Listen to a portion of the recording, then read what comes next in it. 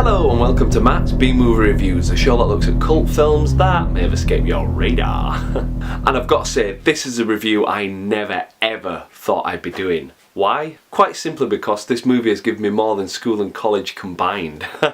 Sounds a little bit OTT, but I'll get to it. So prepare yourself for 1982's The Evil Dead. Here's the plot. 5 college kids go to an old cabin in the woods to party down. Unfortunately, that's the last thing they'll be doing as they discover the Naturum de Monto, Book of the Dead, and also a professor's tape recordings that recite the book. I wouldn't play that if I were you.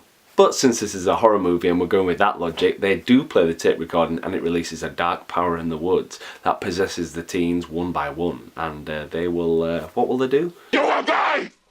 Like the others before you. One by one we will take you. Yeah, that's the one. Damn cold. So there's only one option, hack up your best mates or be ripped to pieces yourself. What a choice. So will anyone make it out of the cabin alive, or will the Evil Dead survive to take over the world? So where do I actually begin with this movie? Personally, I first saw the Evil Dead on late night TV back before there was any sort of digital Skytext. I had no idea what I was getting myself in for. The Evil Dead popped on and I dare say it blew my young mind. I think I was 12 or 13 or something at the time, and I just couldn't believe it. This was back in the late 90s, and even though the movie had been released, the BBFC had made some heavy cuts, which didn't actually destroy any of the tension of the movie, but does get rid of some of the excess gore, like these bits. Shut up!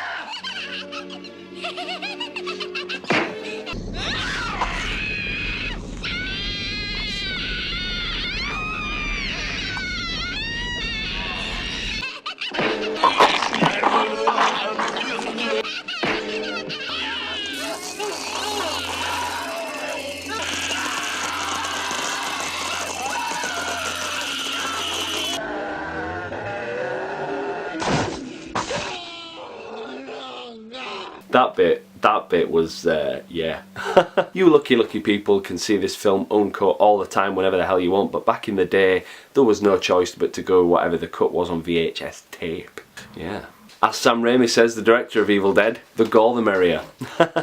And believe me, he delivers it in bucket loads. I actually watched this movie for the first time in years on Film 4 the other day. It was transferred in HD and just looked beautiful. The movie's effects look incredibly shocking in the right way, and it still holds up, and it's so raw in its intensity. I mean, I've seen films that came out this year that just rely on CGI, that have a really weak plot, and they just won't ever be watched again by myself or probably most of the public's. True testament to the Evil Dead, which came out, what, 30 something years ago? Yeah, it's actually older than me, but I'm not telling you how old I am.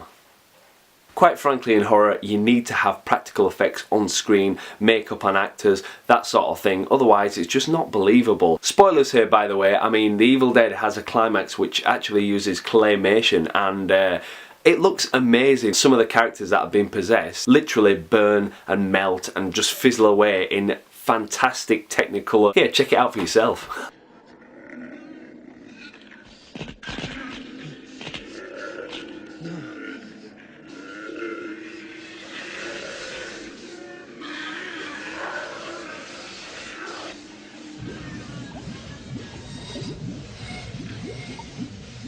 You see what I mean? It's like trapdoor on acid. I love it. And you can clearly see what lit a fire under Lee Hardcastle's ass. You just don't know when you're taking something too far. Hit her! Hit it! If you've not seen his version of Evil Dead in 60 seconds, go check that out now, link in the description. One thing that really stands out for me in this film is Sam Raimi's use of camera. I'm often using sort of similar angles and fast pan, shaky cam, ramo cam, whatever. I just love the way he shot this film and subsequently some of his other films. Even big budget movies like Spider-Man have unusual camera techniques, and they're a joy to watch. I mean, during the last part of the film there's a couple of shots that really ring true. There's a camera sort of mounted above Campbell into the rafters, and as it passes over them they sort of go whomp, whomp, whomp. Check that out and see what I'm on about.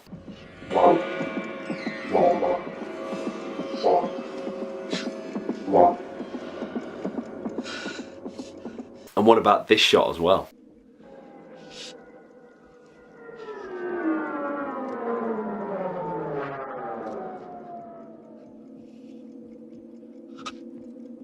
To get this shot, Raimi was hanging upside down from one of the beams and had to sort of lift his body up on one leg just to get that tilt.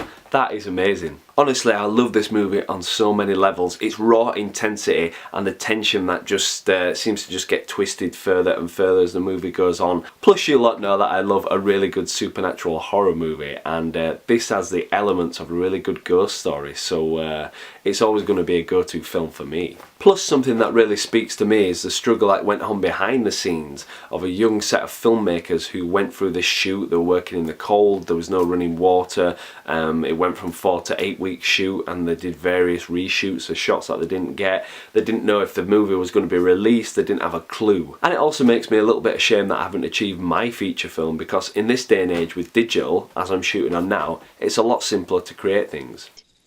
Yeah, truly amazing. As an aside, if you want to see the never officially released Sam Raimi, Bruce Campbell and Rob Tapert made short film, which they used to get the finances for Evil Dead, it's called Within the Woods, and I wrote this article on it recently. If you want to check that out, I'll leave it in the description box below, and the full short film's in there as well, so go have a look. So yeah, this was never going to be a traditional review, because I'm always going to give this movie 5 Necronomicons out of a possible 5, because it's my go-to horror film, and it just reads like a blueprint of every horror movie ever made, in a good way. The Evil Dead is a testament to low-budget filmmaking and is a modern classic. Quite frankly, if you've skipped this original and seen the remake, shame on you. Go watch it now. The remake's okay, I guess, but it sure ain't the original. So that's about it for this week. Hope you enjoyed my Evil Dead rantings. I'm not even going to call this Matt's B-Movie Reviews. I'm going to have to call it Matt's B-Movie Admiration or some such title. So as usual, thanks for watching, and I hope to see you next time.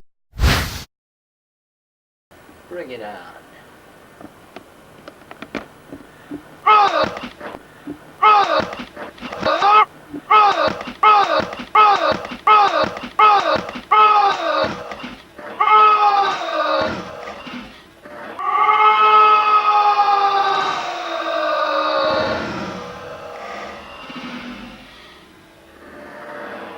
Get back here! Bloody eerie when they landed on Grand Island.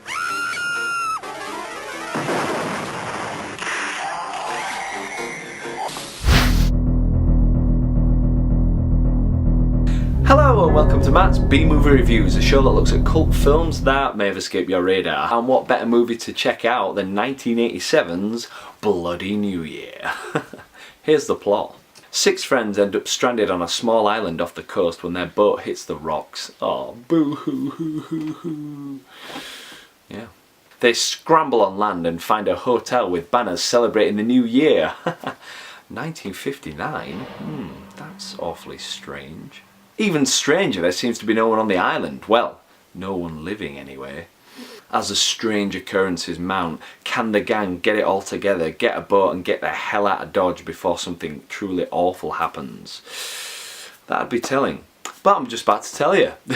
Now firstly I want to say that I picked up Bloody New Year on VHS many years ago. It's got to be at least 15 years ago. In fact, I remember my Uncle Paul taking the piss out of me. Yes, if you're watching this, you did.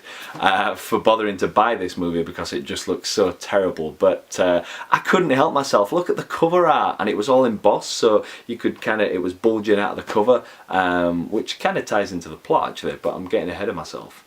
Plus as well, it was in the dark times before Internet Movie Database, so I had no idea what I was getting myself in for. So what's this movie like, huh? It's bad, with a capital B for B-movie, which kind of works. But B-movies are supposed to be that bad they're good, right? Well, sometimes. The movie plays like a low-budget 1980s Doctor Who episode with low production values and stiff acting to boot. I mean, there's no memorable characters. In fact, there's no characters in the movie. I struggle to remember a single character's name. I think there was a guy called Spud in there. That's about all I remember because people kept going, "Oh, Spud, oh, Spud." It's like, shut up. The main reason I remember this guy is because he couldn't act his way out of a wet paper bag. Seriously. I mean, check this scene out for his acting prowess.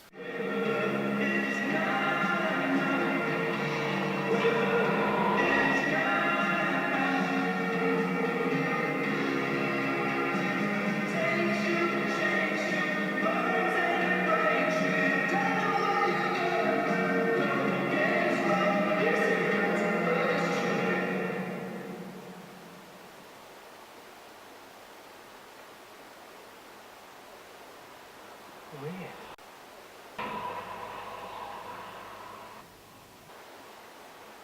Gotta get out of this place. Weird? Weird? That defies logical convention, Spud. What? Honestly, I have had worse looks on my face when we've run out of milk. Weird. This guy deserves to die just for that. They do say you get to an age where you start rooting for the killer in these horror movies, and I've reached that quite a ways back. Although saying all that, who wrote this dribble? It's not this guy's fault. Oh yeah, there are people here that just don't want to know us. If you ask me, this whole place is crazy. Everyone just wants to play games. Look, let's just find the others and get the hell out of here. As the film continues, you'll really start to wonder what the feck is going on. I mean, ghosts turn up, mirrors turn evil, there's exploding pilot, there's weird swamp monsters, and some rip-off possessed Evil Dead people that have got tinfoil sort of silvery makeup, half the face covering what? I don't know how to classify this movie to you. I don't know how to get it across. Exit stage right. I don't know what to say besides the fact that I've never seen a movie quite like this before. It's chock full of ideas, kind of the writers throwing everything at the wall. Throw enough shit at the wall and it will stick, I've said it before. The problem is that not all the ideas work, and it just adds to a confusing plot line that even Lost wouldn't have touched with a 6-foot barge pole. Yeah. I went there. Hilariously though, the writers try and throw in an explanation to this entire mess of a movie 5 minutes before the end about some sort of crashed aeroplane and space and time's ruptured. It's more like a big ball of wibbly wobbly, timey-wimey stuff. Wibbly wobbly, timey wimey, yeah that's right David Tennant. I told you it was some sort of Doctor Who rip-off plot. Personally, as a horror movie, it didn't quite work for me due to questionable performances, and I didn't find it too atmospheric as most of the scenes outside the hotel were set in the middle of the day, beautiful looking sunshine, so I'm not going to find that creepy. It's just all too much. I think the producers should have just stuck with one idea. I mean, it's not an anthology movie, it needs to have some sort of cohesive sense being one story. You'd think. I mean, one scene actually features a table that turns into a swamp monster and then turns back for some unknown reason. I know time's ruptured, but what the hell?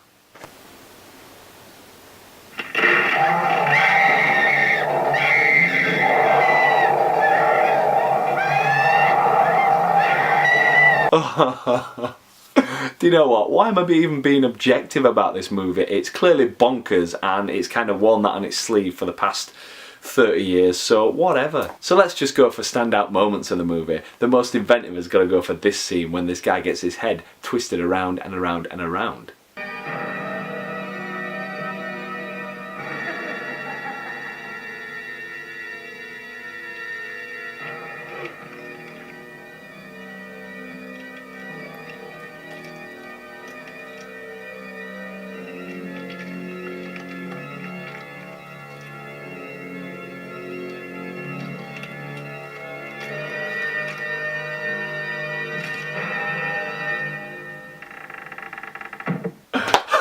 Do you know what? That actually looked brilliant and I'd be happy to have that in my own movie. In fact, I'm going to have to put a nod to that in there, definitely. What do you mean you want a refund? Right, so that's enough of that. What's my verdict? I don't even know how to class this movie. Do I class it as sort of a bonkers Troll 2, which was kind of a masterpiece in its own right? Or does it fall somewhere in the mediocre because it's just all over the place? Ugh.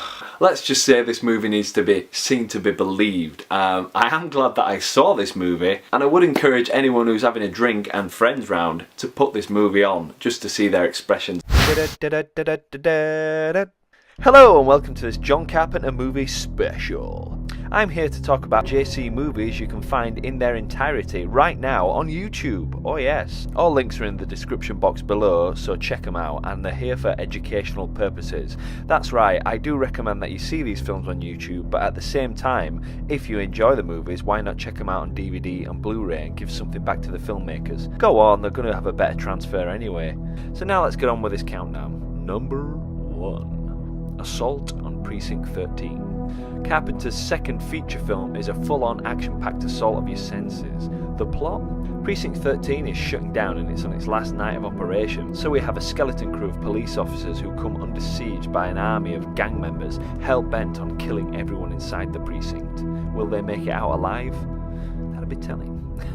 What really makes this movie for me is when the cops have to form an unlikely alliance with the prisoners they have in the cells so they can defend the precinct. The movie features a great soundtrack, which is the first of many Carpenter memorable scores. The movie is a pure grindhouse assault and makes it an unmissable addition to the subgenre. It also spawned a somewhat watered down remake starring Ethan Hawke and Lawrence Fishburne back in the early noughties. But frankly, the original has got way more going for it, so check out this baby first. I want a vanilla twist.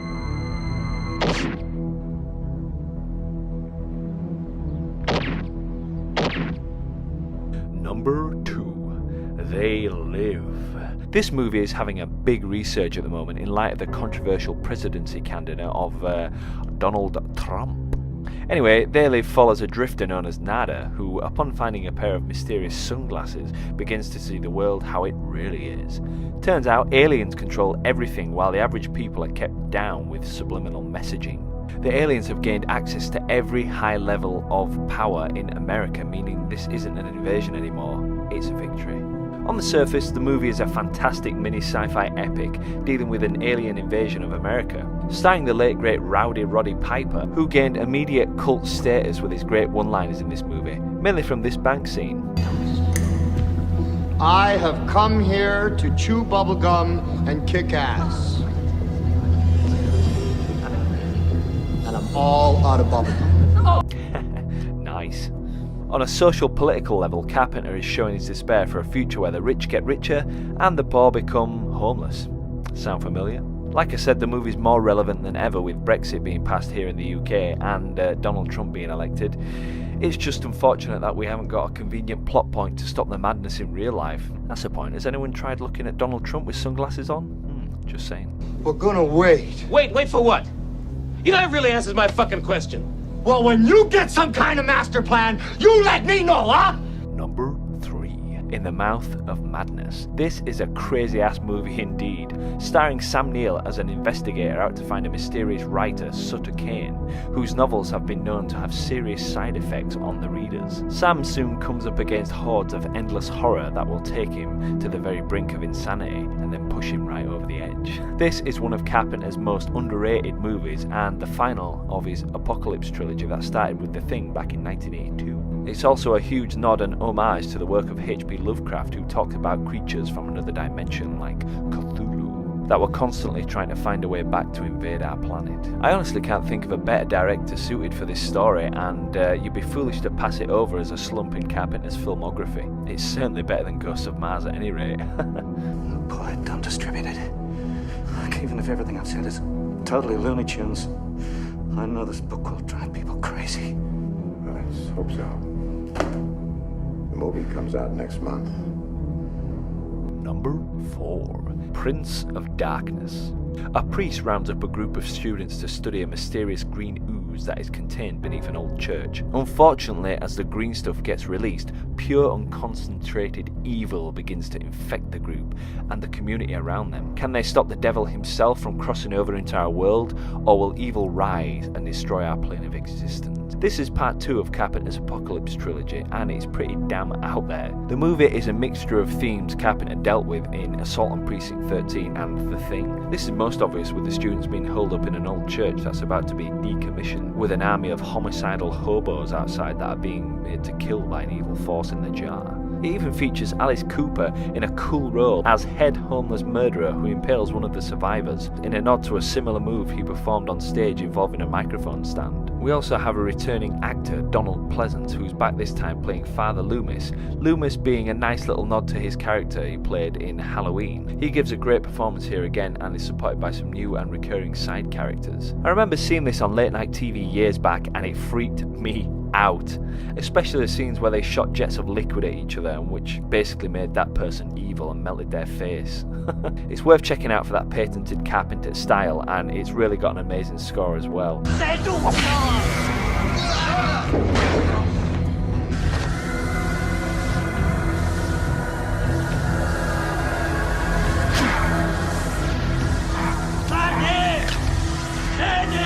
So we've come to the end of this list. There's so many more movies I would have included, but unfortunately they weren't on YouTube. If I had to choose one Carpenter film, I probably couldn't, to be fair. It would be a mix between The Fog and The Thing. In fact, The Fog was a movie my mum let me watch as a kid, and it definitely made an impression on me, as the supernatural genre is actually my favourite subgenre of horror. Anyways, I hope you enjoyed this list. Leave me a like and don't forget to subscribe if you're not already. As usual, thanks for watching, and I hope to see you next time. Bye.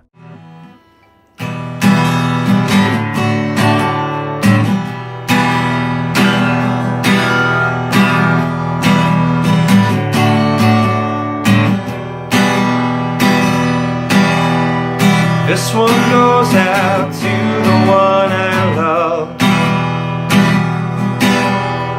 This one goes out to the one I've left behind. Simple prop to occupy my time. This one goes out to the one I love.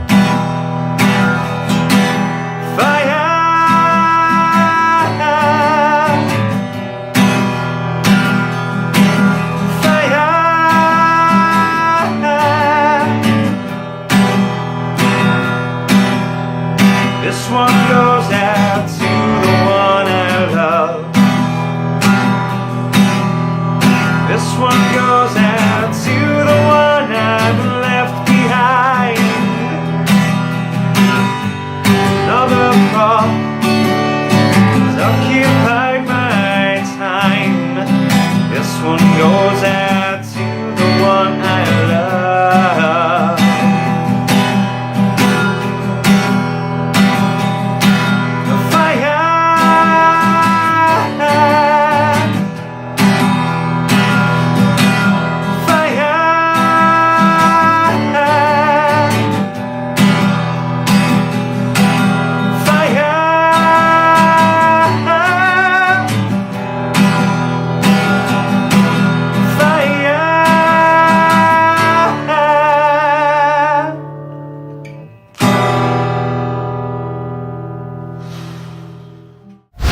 Feel now the power of transformation course through your true selves.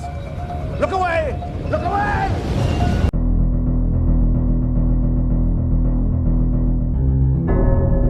Hello and welcome to Matt's B-Movie Reviews, a show that looks at cult films that may have escaped your radar. Sit back, relax and prepare yourself for 2009's Wakewood.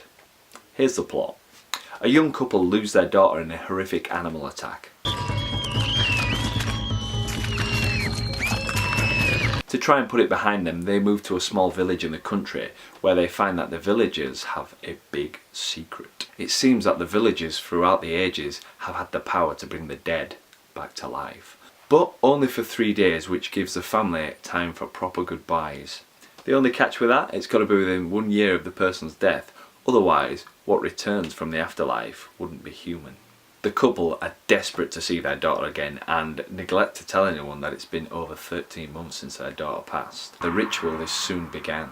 Soon strange events around the village and cattle deaths make the village elders wary, and they realise something evil is in their midst. Can the couple face the hard fact that what's living in their daughter's skin isn't their little girl anymore? Now, I came across this movie on the Horror Channel here in the UK and I was pleasantly surprised, but it was one of the better movies I've seen in there for quite some time. I love the Pet Sematary vibe they've got going in this movie, which is mixed with Irish folklore. I think it's an absolutely great setup for having a town with a dark secret and then getting some newcomers who unwittingly get drawn into the power. Seems to have echoes of Shirley Jackson's The Lottery as well. I guess it's been done before in movies like The Wicker Man and Dead and Buried, but Wakewood is something that I haven't seen in quite some time, so it could become a little bit of a cult modern classic in my opinion. And I really think that it's the lost child connection that really pushes the film forward, and it's its strongest fallback point as well. The acting is pretty good in this movie. One of the best roles, I've got to admit, is by Timothy Spall, who you probably recognise from the Harry Potter movies. Sir. Listen to me. Listen to me. I can bring your daughter back to life for a short time.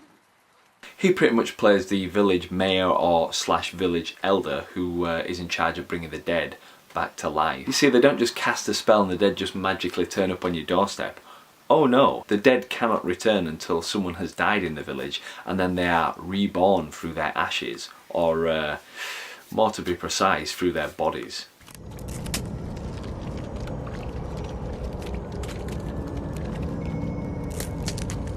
Here she comes. Here she comes. Here she comes. Here she comes. It's a pretty brutal process, I must admit. Even freakier is when the girl returns, she has different coloured eyes because the body that she comes from, she takes the eyes and the heart. Probably the first sign that something's a little bit amiss about this process. And lie among the roots. Go back to the trees and lie among the roots. Go back to the trees and lie among the roots. Back to the trees and lie among the roots. So I think you'll agree it's a pretty interesting premise, and the fact that the couple are fighting with their emotions and losing their daughter for the second time really gives it an emotional punch. I do feel the movie kind of loses its way during the middle and into the final act when it shows the dark actions of the girl. It felt a little bit forced at some points. This could have been down to the actual child actor that they used. There's only so far you can push believability when a child has a weapon of some description and is trying to kill someone, or showing an adult completely terrified of a little girl, which they should be able to overpower somehow. You could probably just knock her out.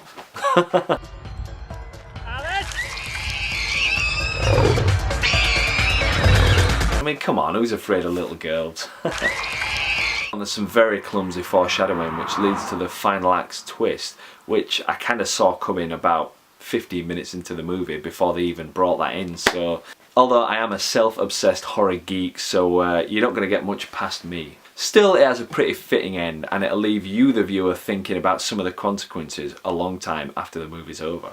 So it's a modest budgeted horror with plenty of gore, an interesting town's conspiracy theory, and very good performances. Personally, I think it deserves some more attention because I'd never even heard of it until I saw the advert on the Horror Channel. So I think I'm going to give Wakewood a solid 3.5 village signs out of a possible 5. Because it's pretty entertaining. And if you click the link on screen now, it'll take you to the trailer so you can check it out for yourself. If I happen to find the movie that's on YouTube, I'll leave that in the description box below.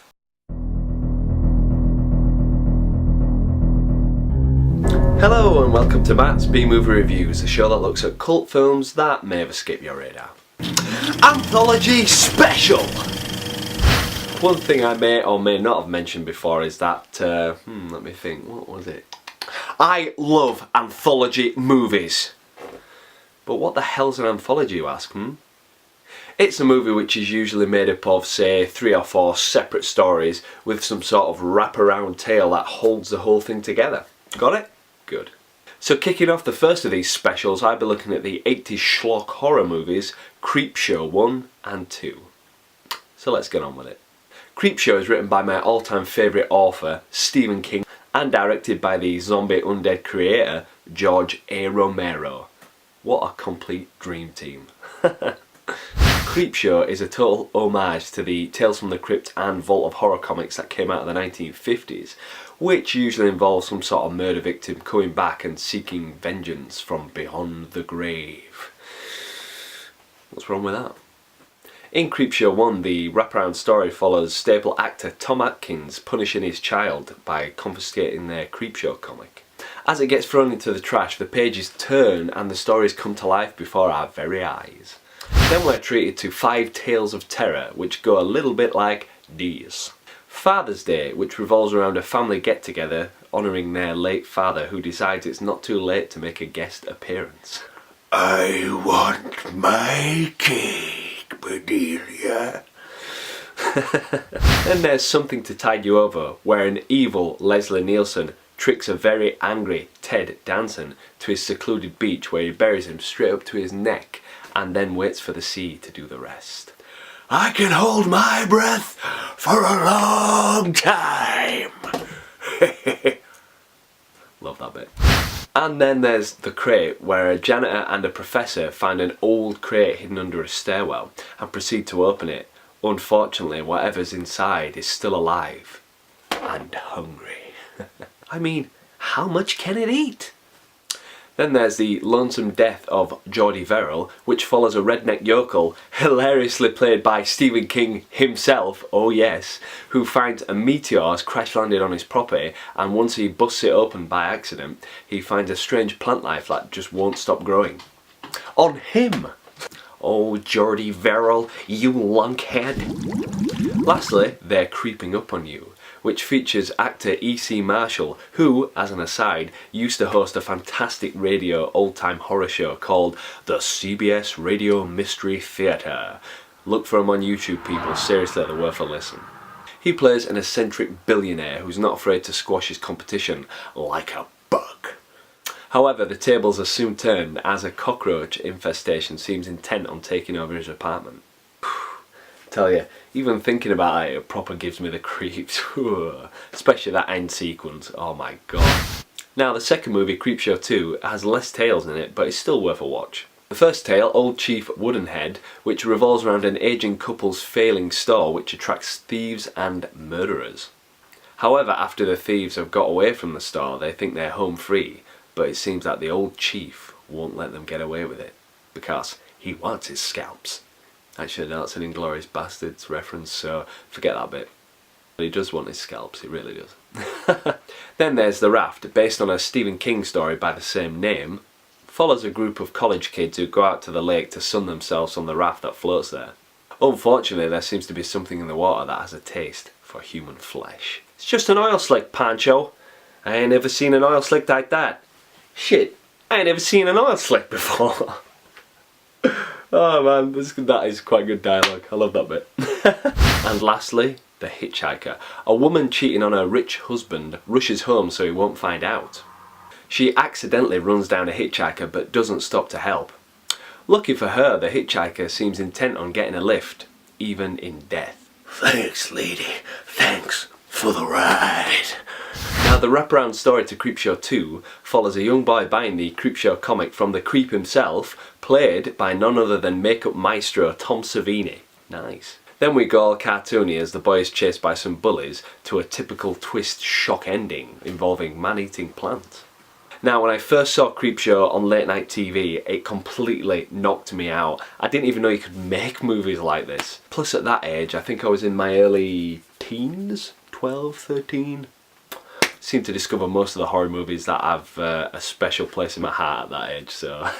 At that age I was obsessed with old horror comics like House of Secrets, Tales of Mystery, and some of the EC reprints of Vault of Horror and Tales from the Crypt, so seeing this movie was like a complete revelation to me.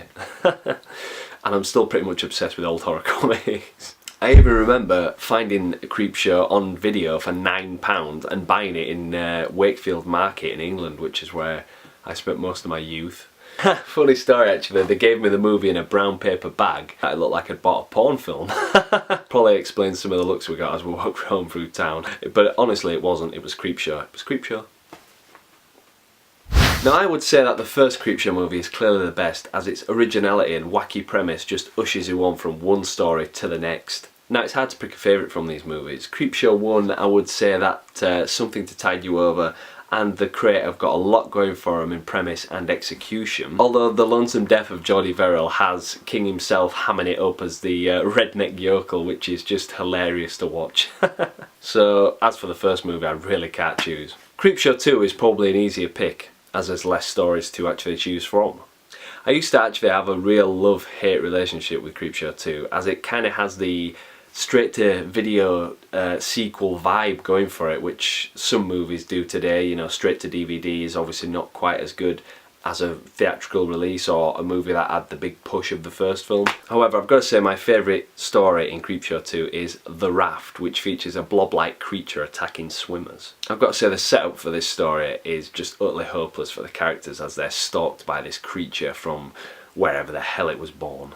The best bit in it has got to be when the cute girl puts her arm in to see what the black goo is, and it pulls her down and she re-emerges seconds later covered in the stuff. As she's bobbing up and down as her flesh is melting off her bones, she screams, "Oh, it hurts! It hurts! It hurts!" That has got to be one of the most iconic moments in horror movie history, in my humble opinion. Forget the psycho shower scene. If you've seen Creepshow 2, you know what I'm talking about, people. I actually bought Creepshow 2 a couple of years ago on DVD at Poundland for an absolute steal. I literally turned into the Fry meme. Shut up and take my money! Bargain. If you haven't seen either of these films, I completely envy you because you get to watch them for the first time. If I can find them on YouTube, I'll put the links up just here. The reason I did that so quick, because YouTube seems to be taking down some of the links that I have preferenced. Are they watching my account? Who knows? Just between you and me. Now, technically, there is a Creepshow 3. I say technically because it has nothing whatsoever to do with the originals. It's some sort of name-only tie-in made by some, how shall I put it, very bad filmmakers, and it is in fact a poor anthology at best. You can probably find it on YouTube. I'd only recommend it for completists only. However, if you want the true threequel to Creepshow, then look no further than Tales from the Dark Side, the movie. Made by many of the original creators of Creepshow, and features a story written by Stephen King called The Cat from Hell, which is directed by George A. Romero. In fact, did you know that the Tales from the Dark Side TV series was actually created as a Creepshow-esque TV show, but for some reason they changed the name along the way? No? Well, you do now. So my verdict, Creepshow 1 gets a nice 4 blood splats out of 5, and I give Creepshow 2 a modest 3 out of 5, although I would recommend watching both these movies as a double feature. I must admit these movies set the bars pretty high for anthology horror, and I don't think many movies have come close to this. Hello, I'm Matt Loftus and welcome to my channel. I'm a writer, director and all-round filmmaking OCD machine, but don't take my word for it. I make short films. The clock struck midnight.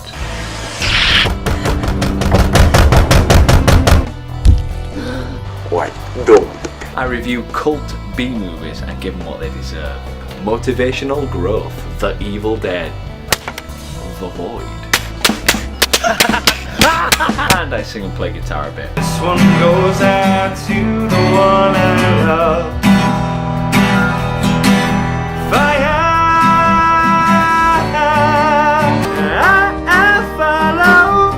I follow you, deep sea baby.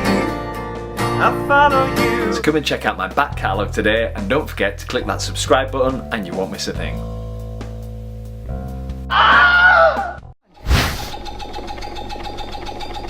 For God's sake! Somebody help me! Help!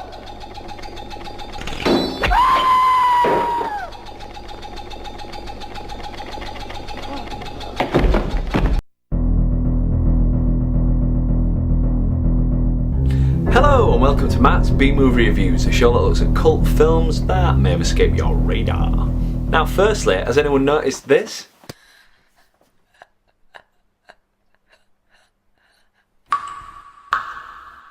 Hopefully by the time you're seeing this, I've already been working on some of the short films, because if I haven't, I really need to kick my own ass.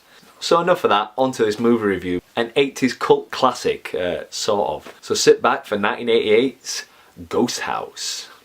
Here's the plot. A ham radio enthusiast, if you know what that is, and his girlfriend receive a very strange transmission which sounds like someone's being murdered. After some effort they find the location of the mysterious transmission, which is an old deserted house in the middle of nowhere. It turns out the house has a terrifying reputation and no locals will step foot inside the door. They then meet up with a group of squatters and they try and work together to solve the mystery of the place. But will the house and what's left there let them live to tell the tale? So now that I've beefed the plot up for you, I want to say that this movie is far from straightforward. Firstly, it's an Italian-made production which has been dubbed over to look like a sleek American film. I suppose it kind of works, but occasionally some of the dubbing is just ridiculous, but then again it kind of goes with the outlandish scenes and plots that are going on within the film. The film tries to create a real terrifying atmosphere of horror, as within the house anything could happen, and actually anything will.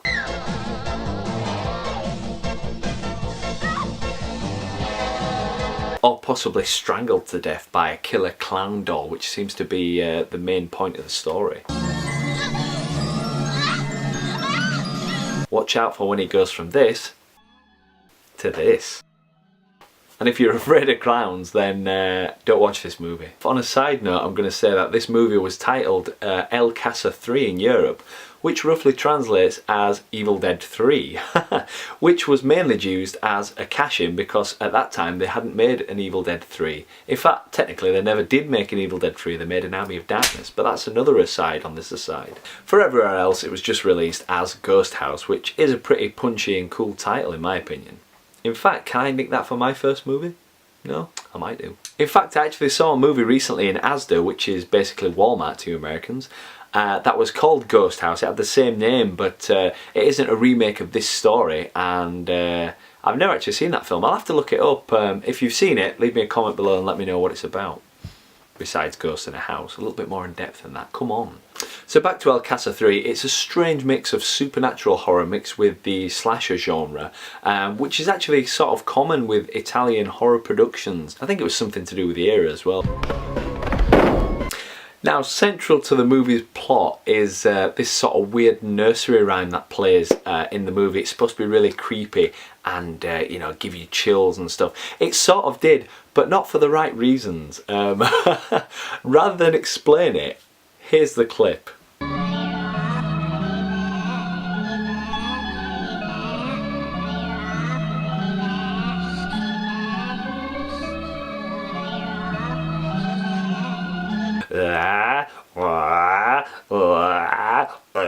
Actually sounds like a cat trying to throw up a hairball, doesn't it? I mean, what were they thinking? Oh man, such a weird little sound. And later in the film, I think they play that backwards, or they do something with that, and it reveals it's supposed to be saying something. And I was trying to listen out for that for ages, and I sort of got a couple of guesses to what it was. It turns out to be something completely different. It's like the name of a cemetery or something. It sounded nothing like that. So, you know, I don't know. I'm actually speechless. The thing is, it sort of works in this movie because the movie is just absolutely bonkers. You know, I've got to say, as bad as these films sort of are, I kind of love them. You know, 70s Italian productions. I defy anyone to sort of work out what the hell is going on in these films. And if you tell me you knew exactly how Ghost House was going to end, you're a filthy, rotten liar. So overall, I loved every bloody minute of this film. It's unusual, it's sort of creepy, it's dreamlike. I don't know what the hell's going on half the time. The dubbing actually was just as entertaining as the dubbing in Demons, which I'm going to have to do a review of at some point. Also, I don't know if I mentioned this, they actually shot at the same location as Lucio Fulci's House by the Cemetery, which is a pretty weird film. They're just so unusual, and if you've never seen any of them, you need to start getting a collection together. And because you people are so lucky, I'm going to leave the link to the full movie, which is available here on YouTube. Oh yes, if it's not on screen, check in the description box below and check it out now. So I'm going to give this movie 3 possessed dolls out of a possible 5 because it's kind of cool but kind of weird and kind of like ugh, at the same time. What a reviewer! Don't forget to leave a thumbs up. I say again. So did your bar do your cocktails? Hello, it's me, Matt Loftus here again. Now, as some of you know that follow me on Facebook or Instagram, I joined an agency so I could get some jobs on TV, film and the odd photo shoot. This was back in 2015. I first saw an advert for a production that was going on sort of near me called The Crown, which is actually going to be on Netflix pretty soon, and it starred the bow tie wearing Doctor Who Matt Smith himself. So I was intrigued about getting a role on this. The agency's name is, which I can't mention again for legal reasons.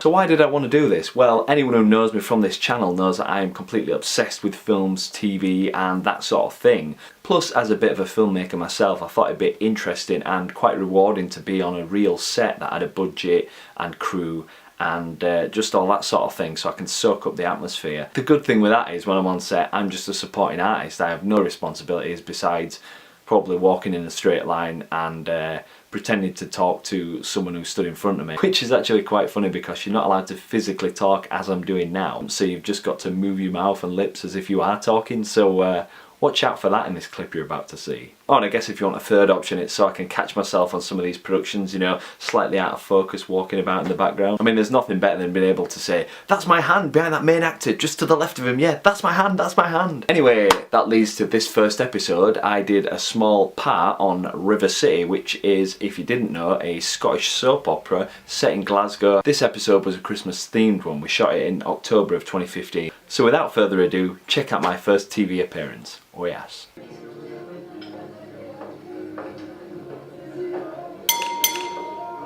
Are you John? I am, yes. Which I still think that. One drink. And if you get asked for ID, I'm off. Suddenly I feel a running joke. I say again. So does your bar do your cocktails? I know, right? I was in the background. Hotel bar. That guy looked familiar, right? Funny story though, they took the glasses off me and there was a shot where I had to walk in past the two principal actors. I caught the guy's arm who was supposed to be chatting up the older lady, and it was sort of a uh-oh moment, but they just kept filming, no one seemed to notice, the guy just went with it, but I clearly sort of knocked him as I went by. I don't even know if that's in the take, but maybe check it out again, see if it is. So that was my first time being in that soap, River City. I've actually just done River City again, and I believe it's going to be aired in April time, so I'll be doing another one of these videos to show you that footage, because I'm hoping I might be in it a little bit more. It was actually a really cool day, met some interesting people, had some sort of random conversations. You always do when you're on these sort of sets, there's a lot of wait times. It was freezing cold though, we were on set at a hotel, and as I recall, all the doors and windows seemed to be open, and I was sort of in this thin night out t-shirt, and I didn't even have my beer coat on because it wasn't even real alcohol that they gave us, which is a bit of a shame. As well as that, there was a lack of tea and coffee on the day, so I think I literally got up at something stupid like 2 or 3 in the morning to drive down to the studio for 7:30, literally about 3.5 to 4 hours away from the studio. Sort of that long day I had to drive all the way back home. So that's it for this first video on my TV extras roles. Keep your eyes peeled for more of these, because I've already shot a few things in 2015 that haven't aired yet, and hopefully I get a lot more work in 2016, so this could become a regular segment. So as usual, thanks for watching, and I hope to see you next time. Bye. I wrote an article about being a filmmaker on YouTube, and also remembrance for Angus Scrimm, who died recently. Star of the Phantasm movies, if you didn't know. So you should go check Movie Pilot out, follow me.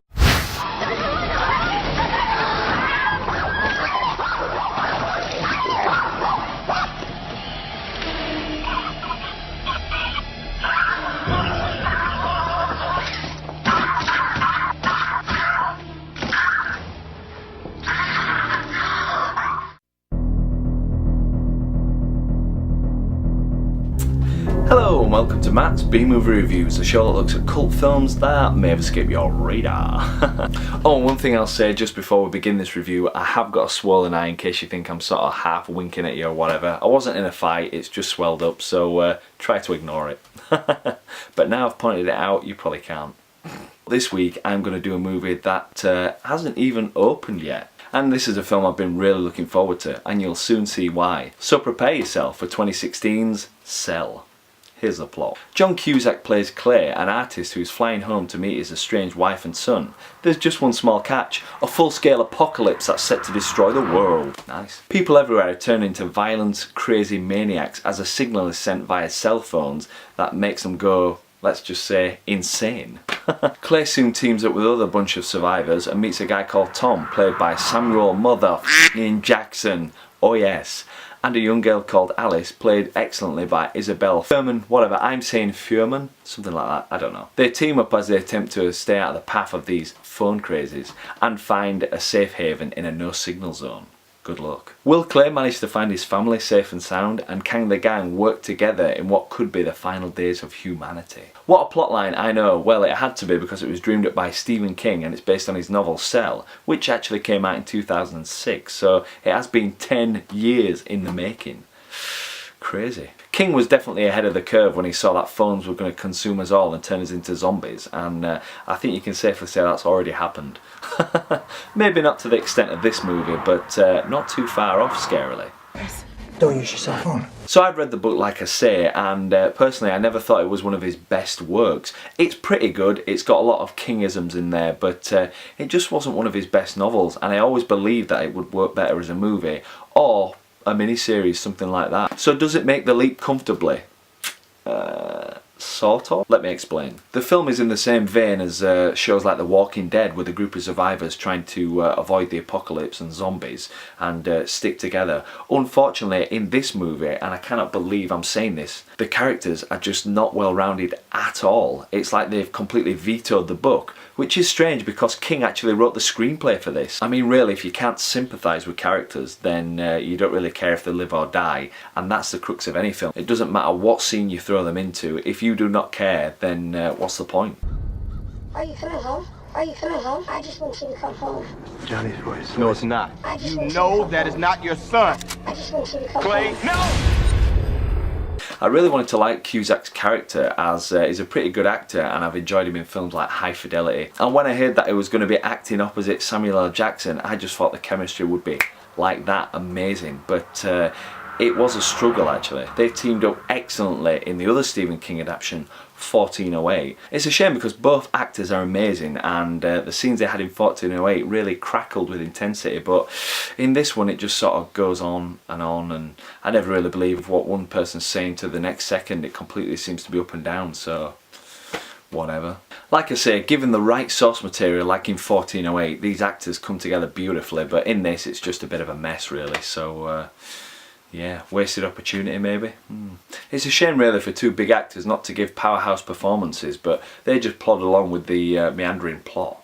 I'd say all actors in Cell play more reserved characters. All bar one actually. Isabel Fuhrman's Alice actually gives a really strong performance. She's definitely the best written in the movie, and you can really see the internal struggle going on within her as she has to up her game to fight all these phone crazes and learn to live in this new world. I mean, when we first meet Alice, she's just killed her mother who turned into a phone crazy, and she's in sort of a state of shock, and as we go through the movie she starts to build up, and I really admire watching an actor act. So besides the odd moment between Cusack and Jackson, she's the only one who really knocks it out of the park acting wise. As well as that, I feel like the movie skims across the source material a little bit too quickly. Like the movie starts off, people start getting infected with the signal, Cusack's actually in an airport, so planes are crashing and people are going crazy, and that's really cool. But then he meets a bunch of characters who instantly know that the phone signal has caused people to go crazy. This has been like, what, 5 minutes since the signal's been sent?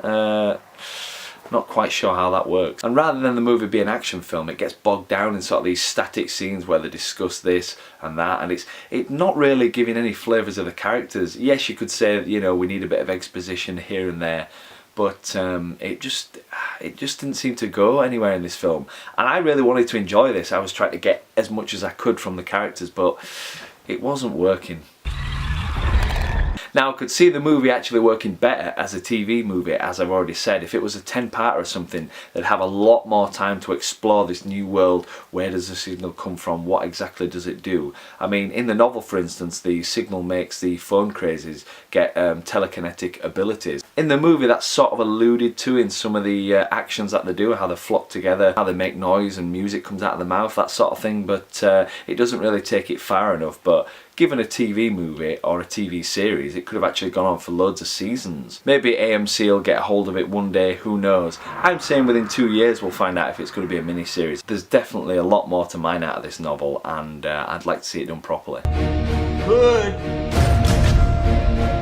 always conquers evil. So overall, I think the movie's a big disappointment. It feels like a complete misstep. The director clearly didn't understand the source material.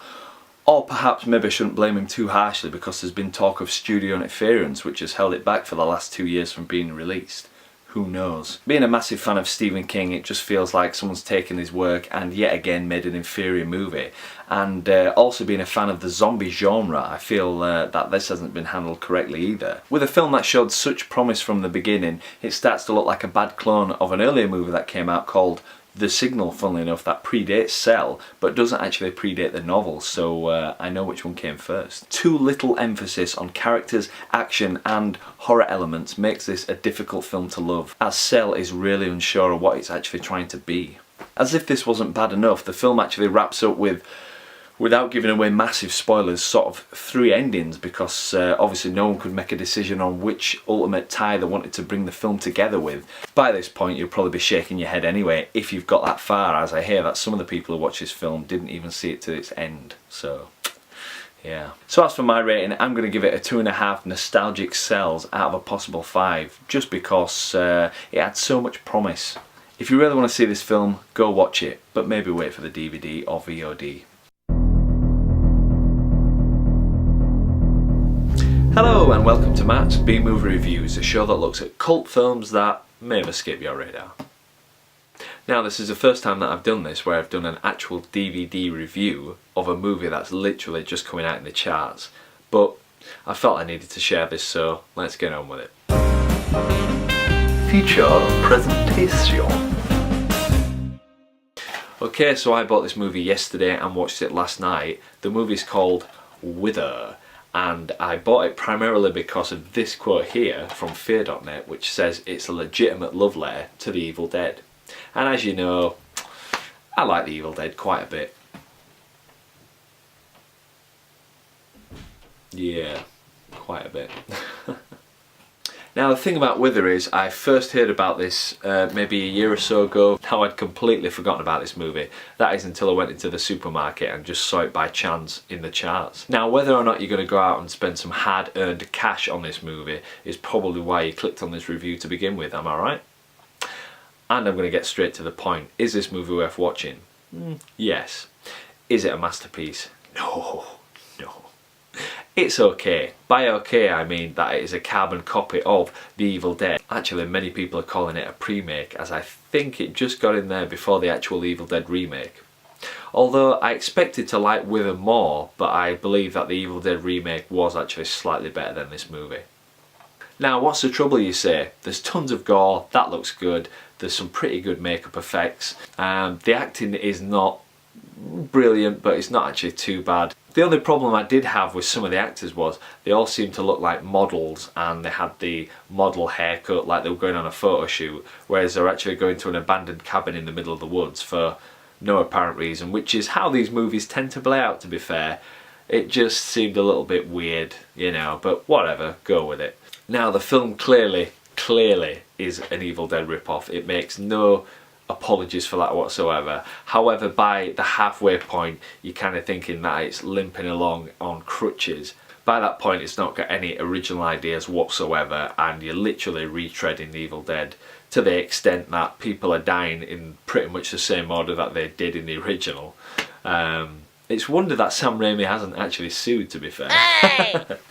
Now this is the first time I've gone on blind faith in quite a while in buying a film, and I'm somewhat disappointed with this film. I expected a hell of a lot more. Yes, there was gore. Like I say, I've said it before, I'll say it again. It is literally a carbon copy of The Evil Dead. If you're happy, if you're fine with that, then go for it. But in my opinion, it just needed a couple more ideas thrown in, and it would have been, you know, perfect. But hey ho. Still, not quite enough for me. Worth watching, yes, but it's easily forgotten, and to be honest, I don't know if I even want to keep the DVD, which is kind of a bad sign in a way, so I'll give this movie 2 out of a possible 5. I'd say lend it off a friend, don't buy it.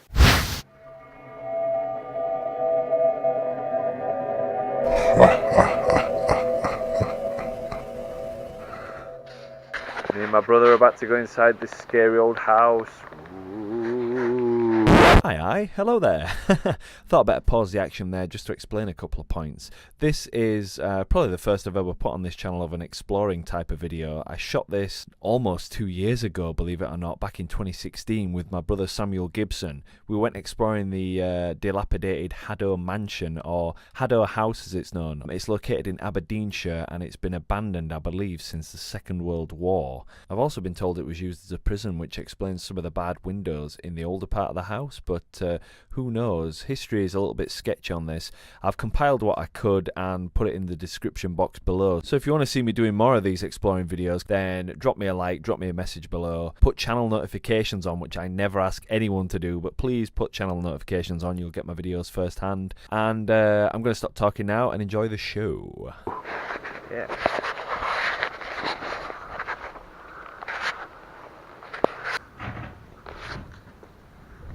can't stop me. Oh, look at that bit. Hello! Alright then. Oh my god. Right, come in. Thank you. Look at these. Is it? All the old bolts for the door. Oh God, used to be a servant in these days. There's a room here, Samuel. Oh God, look at that. Now watch this bit. Oof. Roof's caving in. This is a cupboard.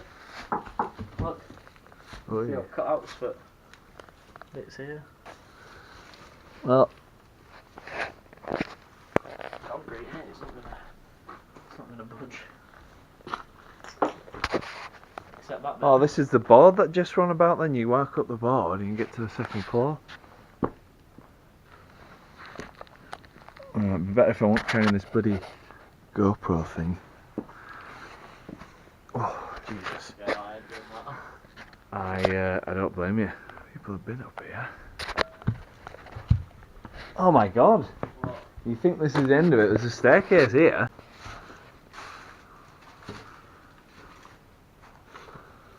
Well, there's one room I won't be going in. Yeah, I can feel the floor sinky sink. It's not a bad room. I'm in the room above the conservatory. Right, hang on, I'm going up these stairs now. This is the, must be the, does that say Gook's home? I don't know what these stairs are like.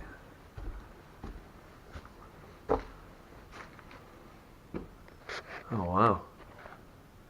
Well, except for the loft, which I can sort of see into. It's a hell of a location though.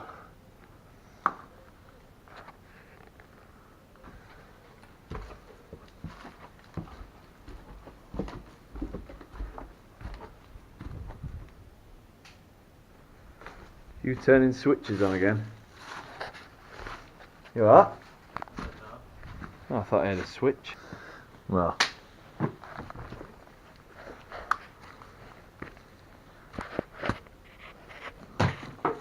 Are you trying to knock that wood down so I can't get down?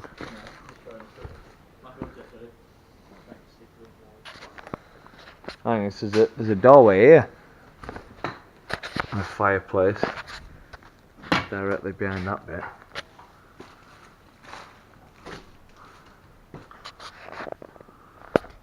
Right. Big hole. I'm in another room. Hang on. This is the do you know the room with shutters on that we saw from the back? I'm in that room. All the floors sort of eaten away. Look at this. Someone's drawn a picture of a so-called slapper. It says, "Groovy man, more." Oh dear. You what, mate? I thought someone else said something.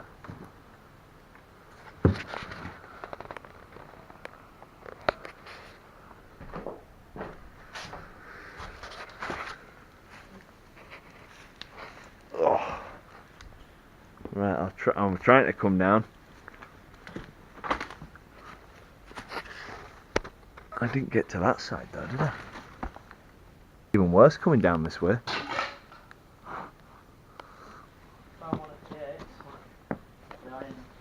Ugh. There's a lot of straw and stuff in here. Yeah. Wait. I just couldn't stop. That's one of them doors, isn't it? No. I am Lord Man. What, weigh it in? Yeah, well, it's wrought iron. You can tell because of the way it is. But it weighs. Oh, it's attached. Ladies first. Men first. Yeah. It's benches and stuff. Is it? It's obviously like their ladder, isn't it? How big it? Like a little maze, isn't it? They're like the, is it the Winchester house that they kept building to confuse spirits or something? Yeah. Got a little fire there in Happy. I ain't gone through this bit though. There's a big tree here, Samuel. Should have brought me chest harness.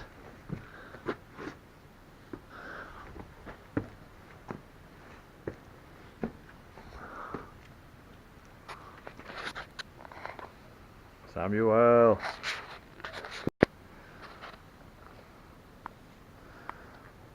There's nowhere else for me to go.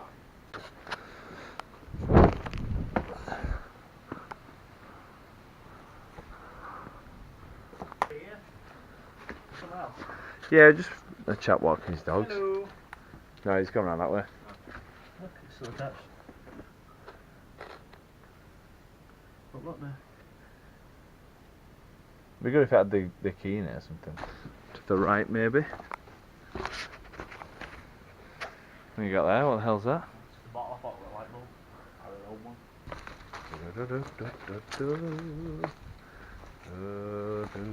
The door though. Get half of this stuff.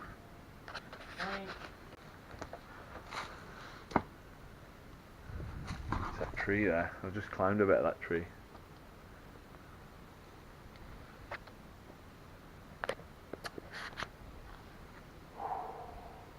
Go, Spacer.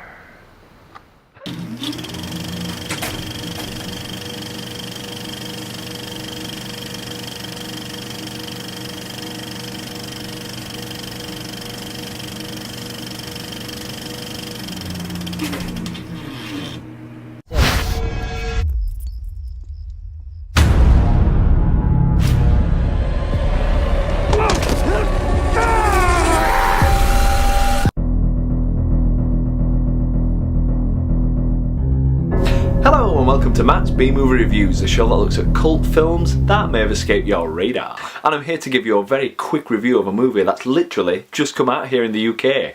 It's called The Void. And here's the plot. When a police officer finds a bloodied and traumatised man in the road, he takes him to the local hospital, which is a dilapidated building on the outskirts of town. Unfortunately, after getting there, he is soon cut off by a strange cult who surround the hospital and won't let them leave.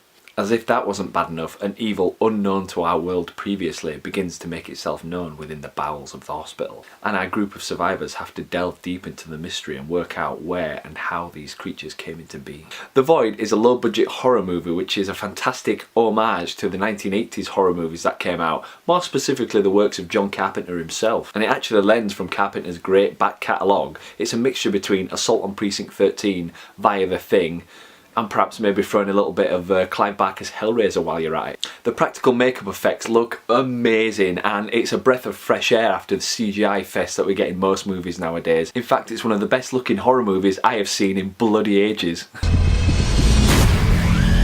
You will become something remarkable. Like I say, it's out now in selected UK cinemas. You can get tickets to go see this movie at our screen. I'll leave that in the description box below. Alternatively, it'll be available on digital from April the 7th, so I recommend highly you go check this out. If you're a horror fanatic like me, there is no way in hell you should avoid The Void. That's it, bad puns over. I give the movie a solid 4 triangles out of a possible 5 because it's bloody enjoyable and quite creepy in parts. So check out The Void today. There is something calling them all here. I've seen this place before.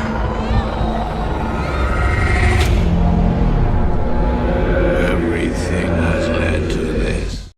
Would you rather electrocute yourself or... Wake up! Take it easy!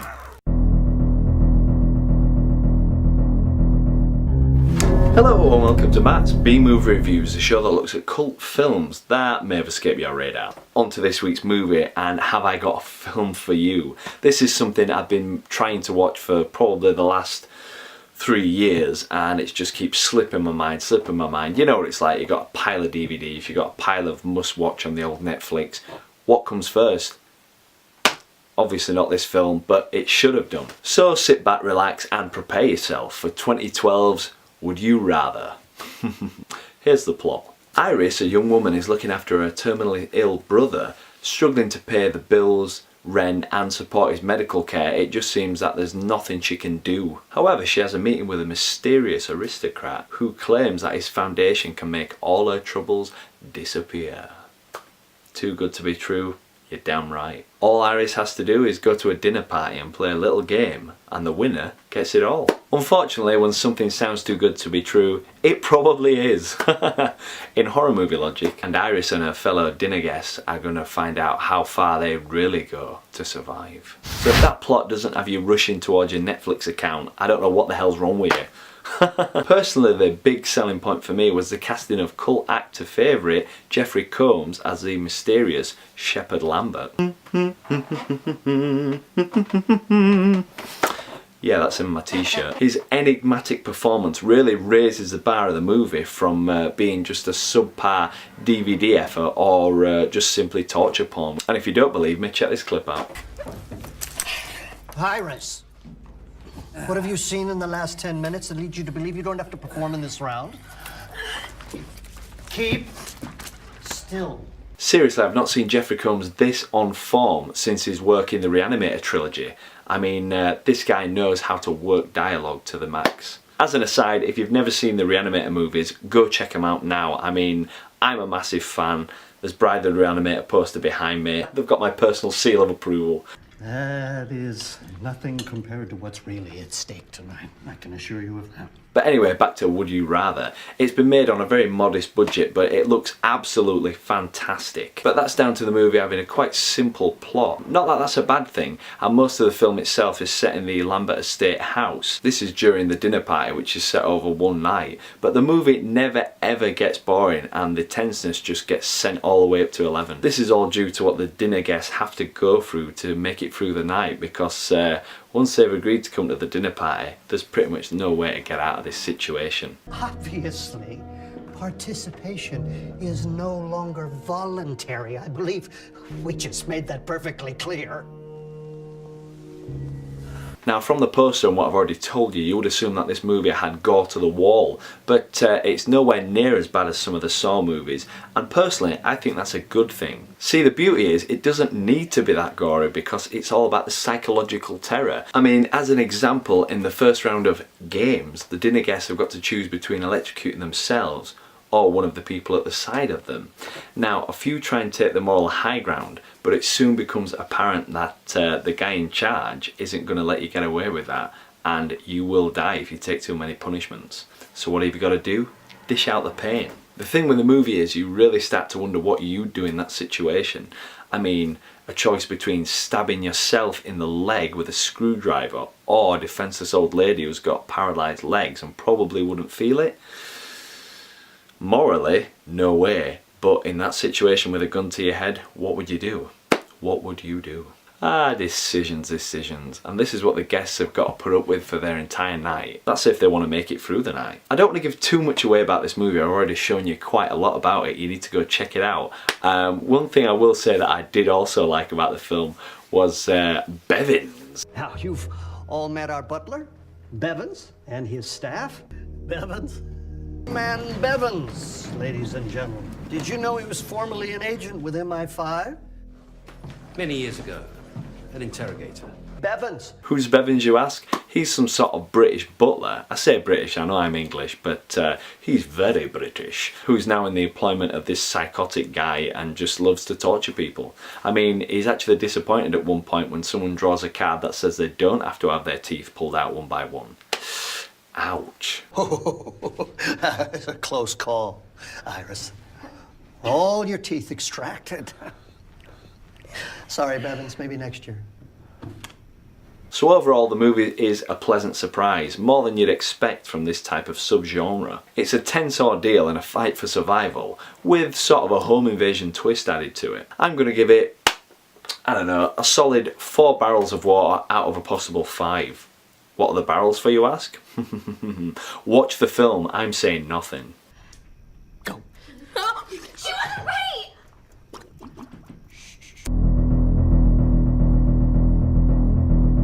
Hello and welcome to Matt's B-Movie Reviews, a show that looks at cult films that may have escaped your radar.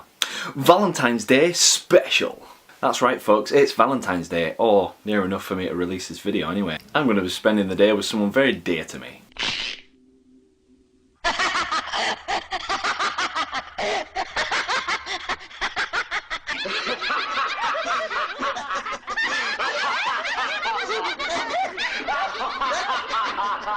Well, I didn't think it was that funny.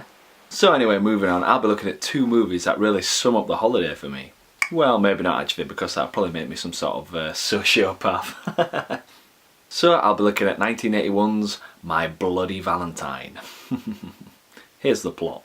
In the mining town of Valentine's Bluff, everyone's getting ready for the first Valentine dance in 20 years. Why is that, you ask? Well, it seems that there was a mining disaster on the very night of the very last Valentine's dance. 6 miners were trapped underground. This was all due to the foreman sneaking off for the Valentine's Day dance. There was only one survivor from this tragic event, Harry Warden, who took swift justice against the foreman who left him to die with the rest of the men. It seemed that the cave-in cost him his sanity, and he warned the town that if they ever repeated a Valentine's Day dance, he would be back to murder whosoever was celebrating it. So cut to the present, well, 1981, and people start to turn up dead with their hearts ripped out and put in candy-shaped boxes. Nice. The sheriff has no choice but to cancel the Valentine's Day dance, but that doesn't stop a group of local teens from setting up their own fun in the local mine. Not a good idea. Will Harry Warden make an exception this year, or is their party going to turn into a bloodbath? What do you think? So firstly I want to say that this movie was an effort to jump on the bandwagon of the slasher boom that struck during the 1980s. I mean, after Friday the 13th, which is actually a copycat movie of Halloween anyway, every major and minor holiday has been covered by some sort of stalk and slash film. Unbelievable. I still haven't seen April Fool's Day. Heard good things. I even read on Internet Movie Database that the director simply looked through what days and holidays had been used and settled on Valentine's Day because it seemed the most unique. Also, when they started work on the project, they named it The Secret, just to keep any copycats from copying their idea. There's a copycat of a copycat anyway, so whatever. Strange actually, because I seem to be watching a lot of slasher movies within the last 6 months. I've had Christmas Evil, a New Year's Evil, and now this. Bearing in mind the slasher film is not actually my favourite subgenre of horror, so... But what sets this movie apart from the rest is probably a lack of blood. Yeah. Saying that, I watched this on Netflix and I'm not actually sure if I saw an uncut version or an R-rated version or whatever the hell it was. The gore and effects are not really established, so in my opinion the kills weren't overly creative anyway. One guy seems to get it when he gets his face stuffed into a pot of boiling wieners. That's hot dogs, if you're English. Other kills include a pickaxe through the chest, since this guy is obviously a miner, and a couple who sneak off in the mine to have some alone time get drilled. But this is all done off camera, so do we really care? I'd say the best kill for me in this film is probably when the old woman gets it in the laundrette and gets stuffed into one of the hot dryers and we see her smoking corpse coming out when the sheriff finds it. Surprisingly, Quentin Tarantino himself has praised this film for being one of the better slashers of the era. This has probably got something to do with the fact that this film does try to have a plot rather than just simply some guy picking people off for no reason. I say tries, I'm not sure if it succeeds, but it does try very hard. We even have a love triangle with main man TJ trying to win back his ex-girlfriend Sarah. It turns out he left town sometime before the events of the movie to pursue a career that failed and he was forced to come back to his hometown. In the meanwhile, Sarah is now going out with Axel. Axel actually has an interesting story arc because he has to choose between his best friend who's returned and his current girlfriend. That's probably quite a lot of plot for these slasher films, to be fair, so enjoy it. All that being said, everything else is pure set dressing and stupid characters wander into the killer's hands with shocking rapidity. Why? Why? I don't want to crap on the film too much because horror fans actually hail this as one of the better slashers from the 80s. I myself could be looking at this with tainted vision because I actually saw the 2009 remake years ago before I even saw the original. This is where I'm going to divide people's opinions. If I had to choose between the original and the remake, I'd actually choose the remake because I think it's kind of a slicker, cooler movie in itself. Plus it stars Jensen Ackles, who I admire as an actor for his portrayal of Dean Winchester in the Supernatural TV series I've been watching for the last 10 years. He's clearly a better actor in the remake than anyone who appeared in the original, so There you go. Also, veteran actor Tom Atkins, yes, Tom Atkins of Halloween 3 and Night of the Creeps fame, is in the remake. He plays a retired sheriff, and actually when I saw the remake back in cinemas, I figured that he was in the original. So I was really looking forward to seeing it just for his appearance, but he doesn't actually show up in this movie. And that was a major letdown. I want to say that actually, My Bloody Valentine was the first movie I saw in the New Technologies Real D 3D in cinemas, and it was an absolute hoot. I've since seen it in 2D and it seemed to have lost some of the translation. 3D gimmick and some of the shots that they employ, like a guy getting a pickaxe through the jaw and getting dragged while we're on the other end of the camera, was really good, and I enjoyed the 3D bit where his jaw gets ripped off and thrown into the audience. My Bloody Valentine, the remake, felt like a really roller coaster ride, and I really enjoyed it. So how I'm going to rate these movies? I think overall I'm just going to say that My Bloody Valentine 1981 is a very watchable slasher movie, and you should definitely check it out this Valentine's Day. But if you had the choice, I would highly recommend checking out the My Bloody Valentine 2009, because that is, like I say, a roller coaster ride and a mishmash of whodunit, mystery goodness. Mystery goodness? Whatever, just go see it and tell me what you thought of it. I bet you think your husband will be back any minute. Try to go for help. There's no one for miles. Gerald? I'm sorry, baby. You don't get to know my name. I don't like this. I'm serious. Stop. Like that. Stop it! Hello, welcome to Matt's B-Movie Reviews, a show that looks at cult films that may have escaped your radar. And it's been a fantastic year for us Stephen King fans. Oh yes, with movie after movie after movie. Fair enough, they've not all been hits like The Dark Tower, which was a very scrambled up version of a Stephen King series. But then a movie comes out like It, and it just blows away the box office and people go King crazy. And it also seems like Netflix has become Stephen King's unofficial adapter. Oh yes, I just actually watched 1922 the other day, and yeah, that is a good piece of cinema. But I'm not here to talk about that one. No. I'm going to talk about a much more controversial movie. Oh yes. So prepare yourself for 2017's Gerald's Game. Here's the plot. Unfortunately, a sex game goes wrong when Gerald decides to handcuff his wife Jessie to the bed, and then shortly after has a heart attack and dies, leaving Jessie in quite the predicament. Realising she's trapped, Jessie has to use her wits to escape the very real and psychological restraints she found herself in. As if that wasn't bad enough, Jessie's mind starts to crack and sanity bleeds out as she begins to talk to herself and her husband, who starts to answer back. Will Jessie confront a secret from her past so dark that it stopped her living her own life to the fullest? And if she does, will the man who lives in the moonlight let her past? I've said too much.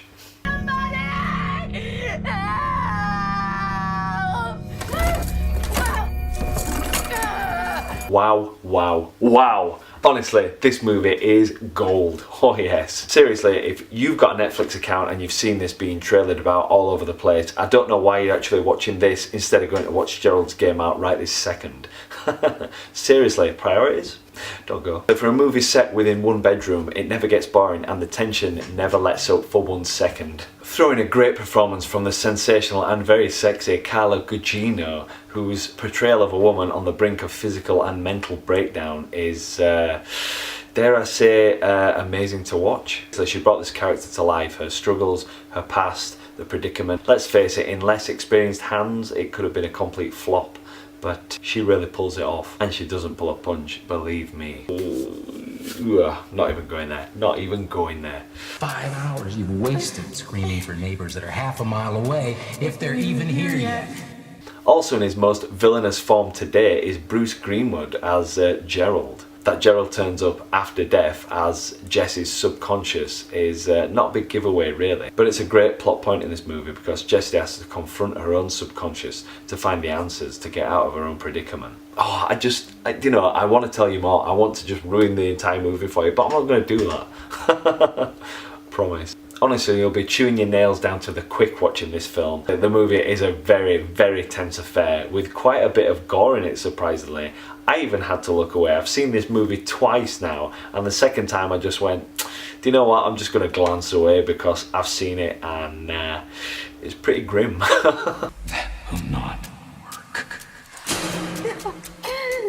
You can pull till your wrists break, you're not getting out of those cuffs. So go watch Gerald's Game now. It hits all the beats of the novel, but you don't even have to read the novel because it's perfectly replicated in this, and it actually goes above the novel. Is you talking thing a bit out there? Out there! Out there, Jack, is a wet t-shirt contest in a nursing home. This isn't out there, bub.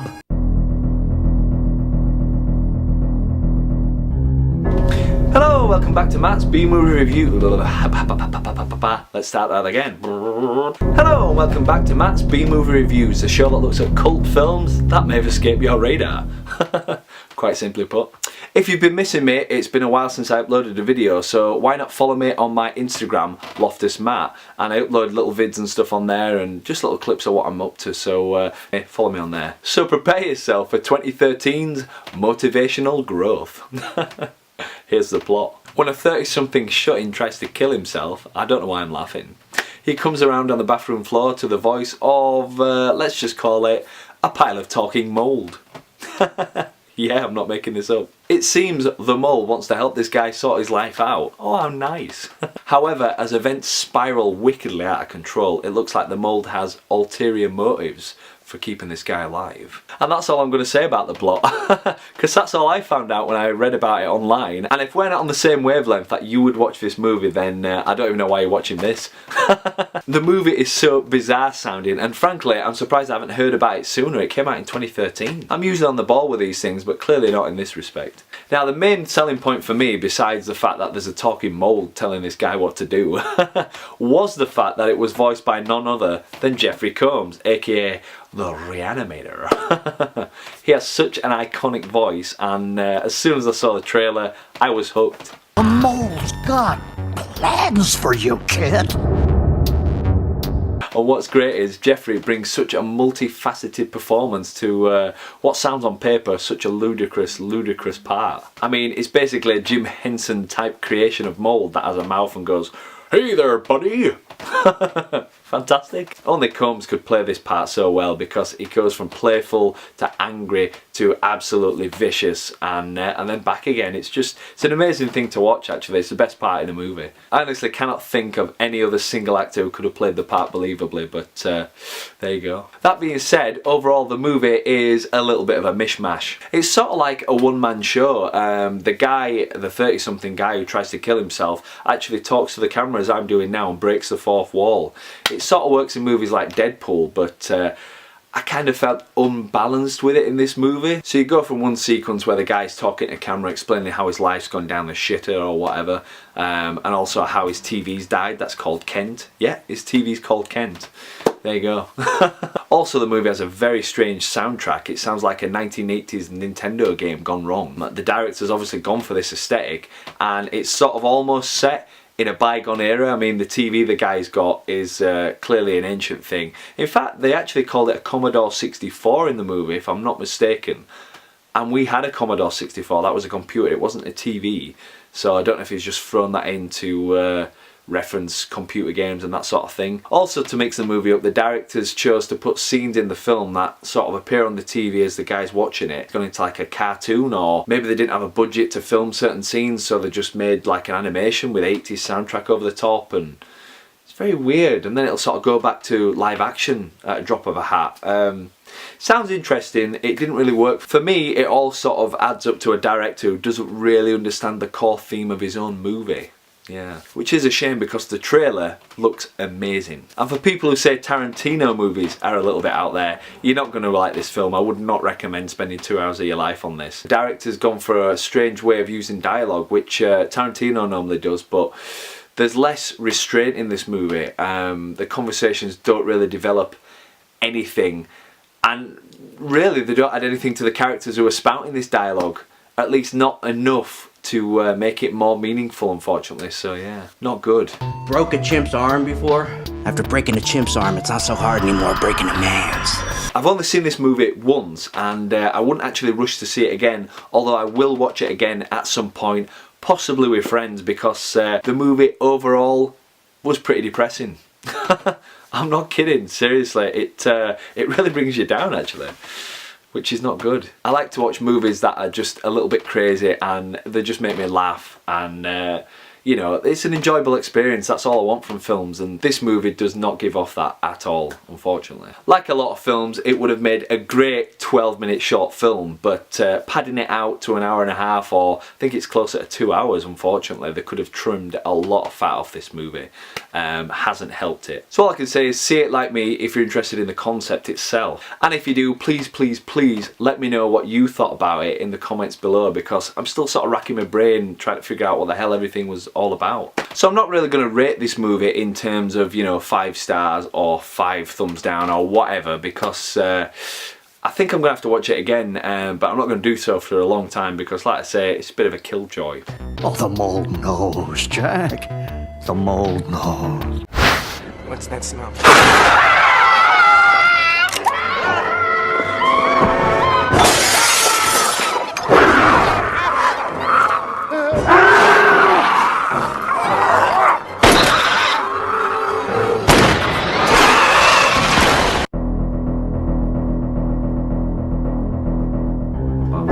Hello and welcome to Matt's B-Movie Reviews, a show that looks at cult films that may have escaped your radar. So prepare yourself for 1995's Tales from the Crypt presents Demon Night. Here's the plot. A mysterious wanderer called Breaker flees from the Collector and manages to hole up for the night inside an old church that's been turned into a hostel/brothel. But the Collector isn't giving up easy. He turns up with his army of demons, trying to get back the one key that can stop literally hell on earth. The key is an artifact that's been handed down from survivor to survivor, and Breaker is the last in a great line, and inside the key holds the very blood of Christ himself. God damn it, I'm not making these rules up! Can Breaker and the unlikely inhabitants band together to survive the night and stop this demon plague that wants hell on earth itself? That'd be telling. Now firstly, I've got to say I absolutely love this movie. Oh yes. I've been a fan of the Tales from the Crypt TV series since I was a little wee lad, probably watching when I shouldn't have been. I remember my Uncle Paul letting me watch it one late night, and there was some freaky episodes on there, I can tell you.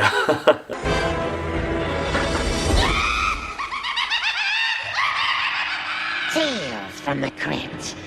But this movie, which is actually the first of a trilogy that they made, is the best thing about Tales from the Crypt, hands down. Besides the comics. I bet he found you. Probably want to know what the smell was. It's just got a fantastic storyline and great prosthetic creature effects. The blood is flowing. I just love everything about it. To say this movie is over 20 years old, the practical effects look better than stuff now. It just shows you that this movie was way ahead of its time. Humans! You're not worth the flesh you're printed on! Fuck this cowboy shit! You fucking ho dunk, bo dunk, well then there, motherfuckers! All you have to do is give me the goddamn key! Then we could get on with our lives! This movie really deserves to be spoken about a lot more, and I never ever hear anyone mentioning this movie besides myself and my sister, who incidentally is into horror as well. The standout performances in this movie are worth watching it alone. William Sadler plays Breaker, and he's a goddamn action hero god. Honestly, he's a total badass in this movie, and deserves to be recognised as one of the great horror icons of the past 100 years. Check him out. I got an idea that's gonna save us that walk. I say we give those goddamn demons what they want. Mr. Roach, I'm not gonna give you the key. You're gonna have to take it. And then I'm gonna have to kill you, right? Right? If you say so. I say so.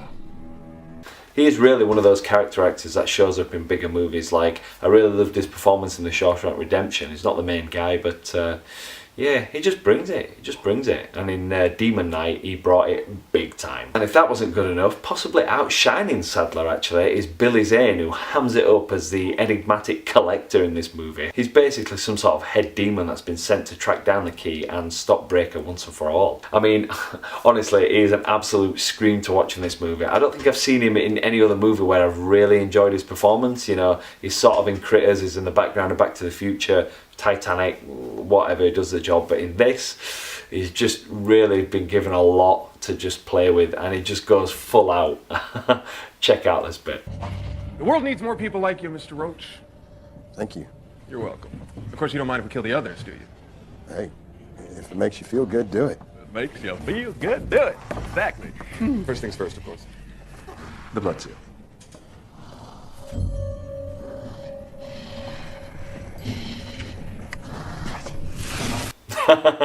Told you. You need to watch it now and see these two great actors playing off each other because it's just beautiful to watch.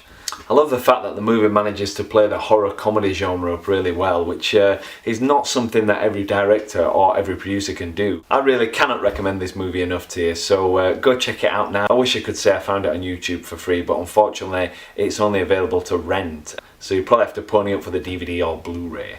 Now that's entertainment!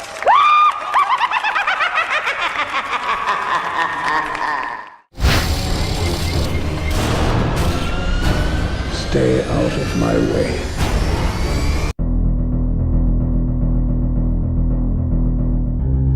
Hello and welcome to Matt's B-Movie Reviews, a show that looks at cult films that may have escaped your radar. Let's get on with this review because it's going to drill your brains out, boy. It's 2016's Phantasm Ravager.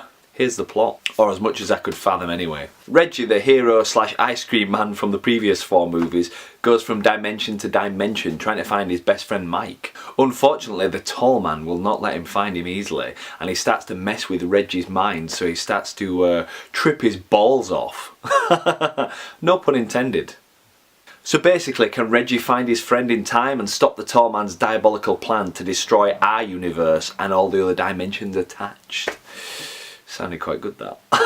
That's about as much plot as I'm going to give you, because if you've ever seen a Phantasm movie before, you know they don't follow any sort of linear program whatsoever. They're just all over the shop. So firstly, I just want to say I'm glad they decided to finally get this movie made, because not only were the fans craving one, I think it's been 17 years since Phantasm Oblivion, but it is the last time, sadly, that we got to see Angus Scrimm on the big screen, as he died in January 2016 at the age of 89. Respect, Angus, because you created one of the most seminal horror icons in modern cinema. Angus Scrimm always gives an amazing performance in every production he's attached to. I mean, in the Phantasm movies, he doesn't always have the most lines, but just a turn of phrase, a raised eyebrow, or a look. That's all it takes to just instill this menace. And he rightly deserves his iconic status as a Hollywood boogeyman alongside Bela Lugosi, Lon Chaney and late Freddy Krueger. That aside, I've got to say this movie was very difficult to watch. Why?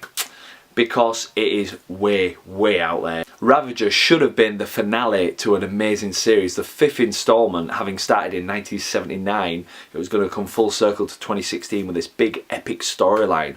Unfortunately, lack of budget and presumably lack of interest have just led to this movie sort of congealing its way onto VOD. It's sort of a mishmash of in-references. That's why I say it is made for the fans. If you followed the previous 4 movies, this movie has been made specifically for you.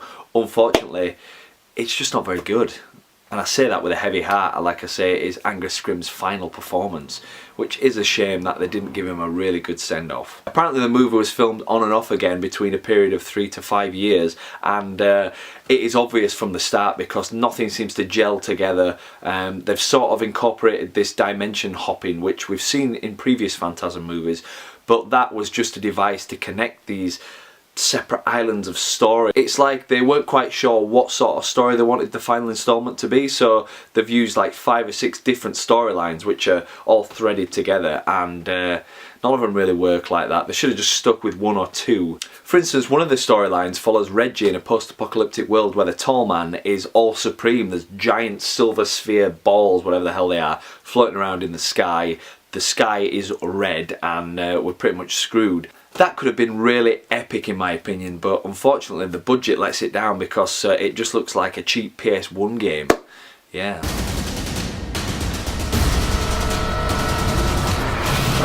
Apparently the budget was around 300,000, and I've heard rumours that it was less than that, so I don't know why they couldn't get a decent Kickstarter, because they've had 4 previous massive hit movies.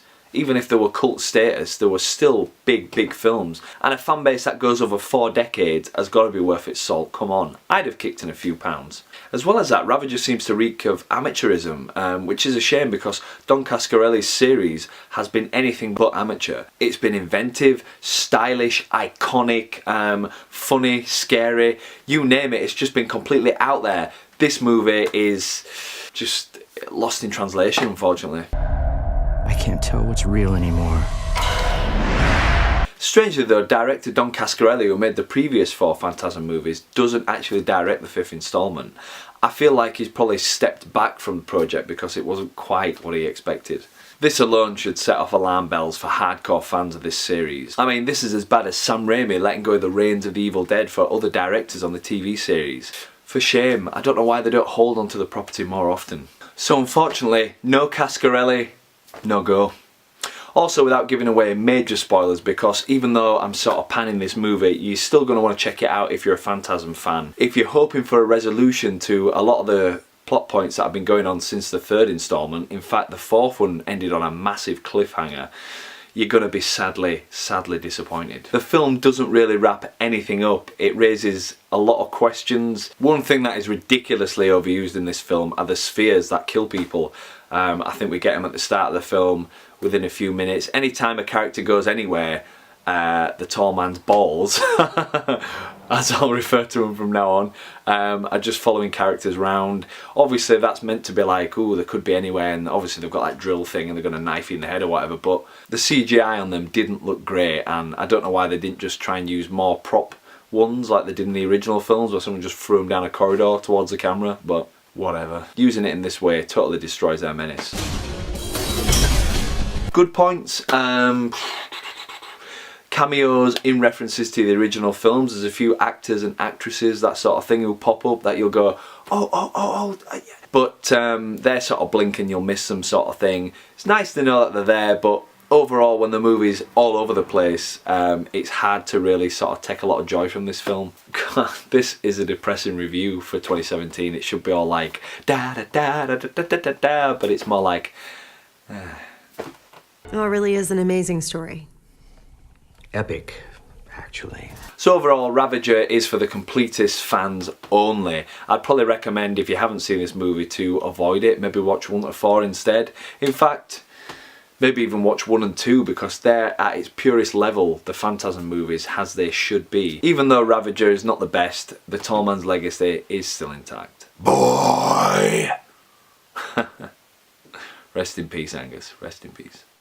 Hello and welcome back to my Extras vlog series, where I talk about what TV and film project I've got my face in this time. This week's was a show I worked on for a couple of days last year called In Plain Sight. It was a 3-part gritty drama for STV or ITV depending on where you are in Britain. And it starred the ever amazing Douglas Henshaw as Detective Munsey on the trail of real life murderer Peter Manuel, played venomously by Martin Compston. So in this one I got to play a background detective, which involved wearing a snazzy little suit and having my hair cut again. I mean, they just love to take the sideburns away, it does my head in. And this is all because it was another period drama, because it was based in the 1950s. Did anyone have sideburns back there? Answers on postcards. I was only there, like I said, for a couple of days, but I got to work on the police set, which looked amazing. And it sort of reminded me of the set from Life on Mars, which is sort of a gritty working police station. They had sort of desks, phones, old paperwork everywhere, and there was even a guy who sort of billowed in smoke, so the room sort of looked a little bit like we've been smoking, you know, 40 a day. Sort of goes with the time, but nowadays obviously you're not allowed to smoke inside, so they'd found creative ways around that, which was pretty cool to see. They even gave me an e-cig to chug on some of the scenes, but it wasn't until later that I actually thought, is there nicotine in this? So I'm there sort of puffing on this thing and breathing it in a little bit. Where there's a blame, there's a claim. So you want to see me in this? Check out a clip.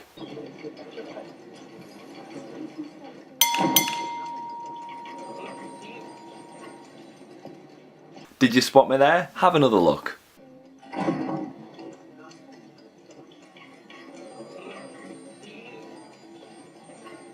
I know, not exactly a close-up, but it's still fun. In fact, in one sequence, I only make it in by my nose.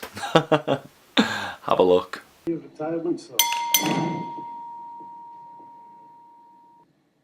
Yeah, that was my nose. I actually thought I'd be well into this shot because there's sort of the detective and the former police boss guy or whatever, they're crossing over into the middle of the room, and I was sat at this desk here on the phone, sort of looking back and forth, looking all dramatic because something sort of kicked off between them.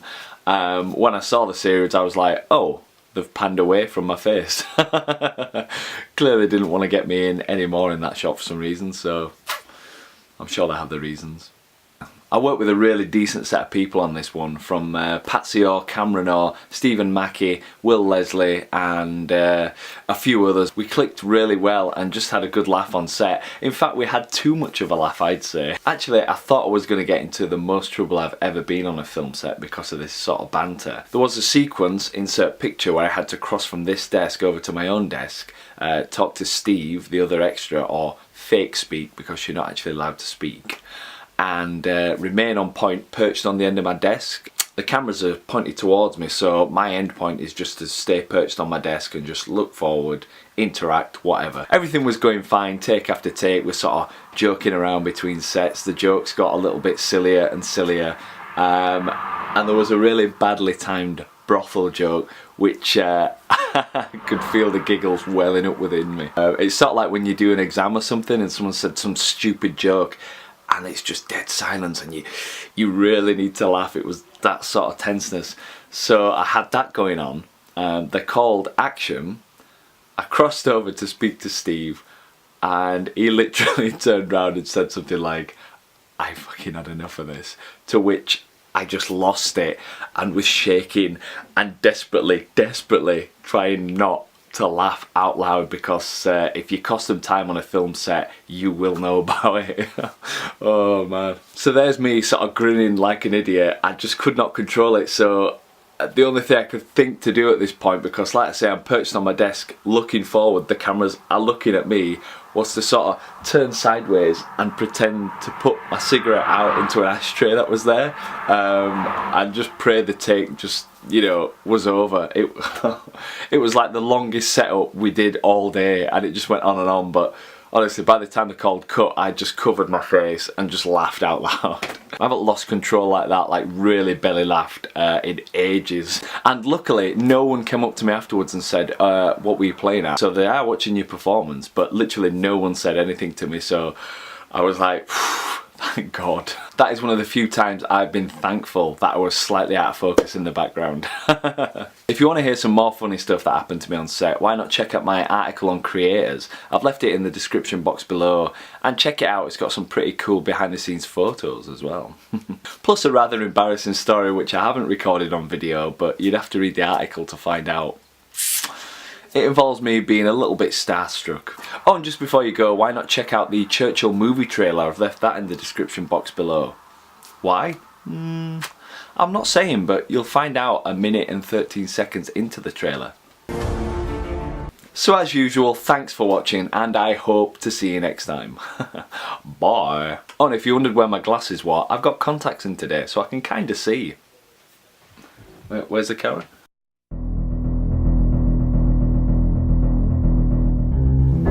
Hello and welcome to Matt's B-Movie Reviews, a show that looks at cult films that may have escaped your radar. Wow, it's finally here, the review you know I've been looking forward to. Oh no. Oh no, not again. No. No. No! Yeah, right. The Asylum Sci-Fi Channel released Sharknado 2. Was it worth a watch, and can you believe the hype that it's terribly good and not just terrible? Let's find out. Feature presentation. Finn and his wife, played by Tara Reid, are heading to New York to promote their latest book, How to Survive a Sharknado and Other Natural Disasters. But things get off to a bad start already when their plane is attacked by sharks at 40,000 feet. It can only get worse as they realise that a monster storm is on the horizon, and it looks like the Big Apple's going to get a rather large bite out of it. Oh, thank you. Can Finn meet up with his sister and some of his old New York pals to stop a disaster of biblical proportions? So that's about as much plot as you need to know, since the film is essentially a video game where characters head to one place to gather weapons and then have to outrace the enemy to get to the next safe place. In fact, I really hope that they make this into an app, because I'd buy that for $1. Now, the opening scene was epically so bad that it was actually riveting, in my opinion. Cameos galore, with Kelly Osbourne playing a stewardess and Will Wheaton playing a terrified passenger, made for some humorous death scenes. Plus, as Finn looks out of the window and thinks he sees something shark-like in the clouds, he goes into a full William Shatner impression. There's some other wing. Some thing. And then Tara Reid's acting ability gets very much tested as she tries to avoid being sucked out of the plane whilst shooting a shark with a handgun. Then out of nowhere the shark swoops down and bites off her hand, and then she gives the worst, crappiest scream on film I have ever heard. My hand. In fact, that was actually better than Tara Reid's performance in this movie. Don't worry, Tara, that shark's harmless. I'm sorry. Could not help myself. Could not literally help myself. But don't feel too sad for her. I suspected there was a motive for her losing that limb in the beginning. And in the closing scene of the film, she goes all Ash style and equips an electric saw to slice and dice the sharks. Groovy. I've got to say with this movie the budget looks like it's shot up tenfold, which is unsurprising because the press and the amount of hype that Sharknado 1 received is sure to have earned Asylum Studios a hefty chunk of change. Ah, Asylum Studios, the filmmakers that brought us Sherlock Holmes.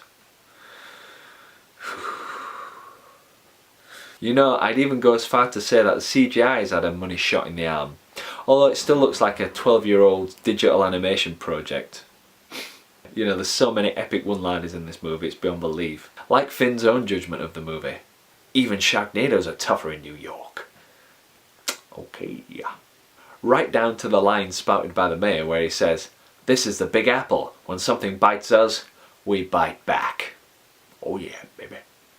Oh god, and the scene where Finn is stuck on top of a taxi cab while the water levels are rising and sharks are swimming dangerously close.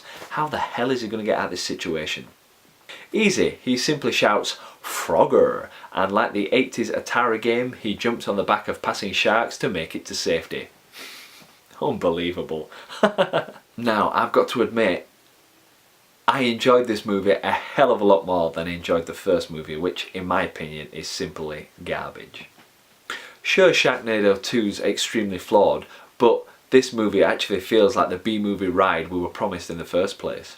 It has so many madcap moments, like the scene with the Statue of Liberty's head bowling after some characters down a street, scenes involving daytime TV hosts being attacked by sharks live on the air, and flaming sharks raining down on crowds of New Yorkers. Absolutely bonkers. Oh, and lastly, I've got to mention this, the scene where the New Yorkers arm themselves with weapons to defend themselves from the falling sharks. One guy grabs a machete from his trunk. Okay. Another one manages to grab a full arsenal of automatic weapons from his trunk. Right. And then one yokel grabs 3 chainsaws from the back of his pickup truck, revs them up and simply throws them into the tornado, where they go round and round and round, chopping the sharks into kibbles and bits. Has to be seen to be believed, people, honestly. So what's my verdict? I'm a bit hesitant to actually put this on the record. So what I will say is this: crack open a few beers, get some friends round, stick this movie on the telly, and you won't regret it. Much. Whatever you're doing, stop.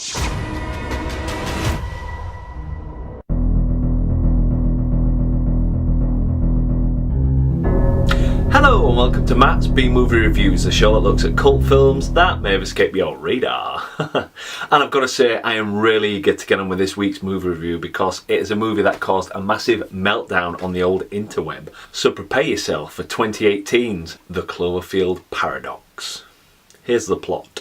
A small crew in the near future are on a desperate mission to solve the world's energy crisis aboard the Cloverfield space station. After many failed tests, the crew's particle accelerator rips a hole in time and space, causing the crew to be thrown into an alternative reality. And it seems the ship itself is out to get them. Can the crew work together to get back home and save the planet? And will Earth actually be there as creatures from another dimension have taken over planet Earth? That was professional, my phone going off. Anyway. Now, you're probably thinking that doesn't even sound remotely like a Cloverfield sequel. Well, you'd be sort of right. What does that mean? Well, this is sort of another sidequel. Sidequel? Is that even a term? Look it up. Let me explain. As you know or might not know, it's actually been 10 years since Cloverfield Greystar screens have brought back the creature feature. Can't believe it's been that long myself. I was a massive fan of the movie when it came out. I just thought it had such frantic energy. Cloverfield is a classic example of a contemporary monster movie and a damn fine found footage film. See, found footage does work sometimes. So fans all over the world have been foaming at the mouth. I'm not going to do that again. To get another sequel, but this is a franchise that has never gone down a traditional route. Now in 2016 we got a surprise in the form of 10 Cloverfield Lane. The movie had been kept under wraps and no one was quite expecting it, but that wasn't a direct sequel either. The movie followed 3 people in a fallout shelter, presumably during the alien invasion that was going on. While it's not a bad movie and it even had the very sexy Mary Elizabeth Winstead, it still left a lot to be desired, and this is what everyone was hoping would be resolved in Paradox. Paradox? Paradox. Whatever. It's a paradox machine.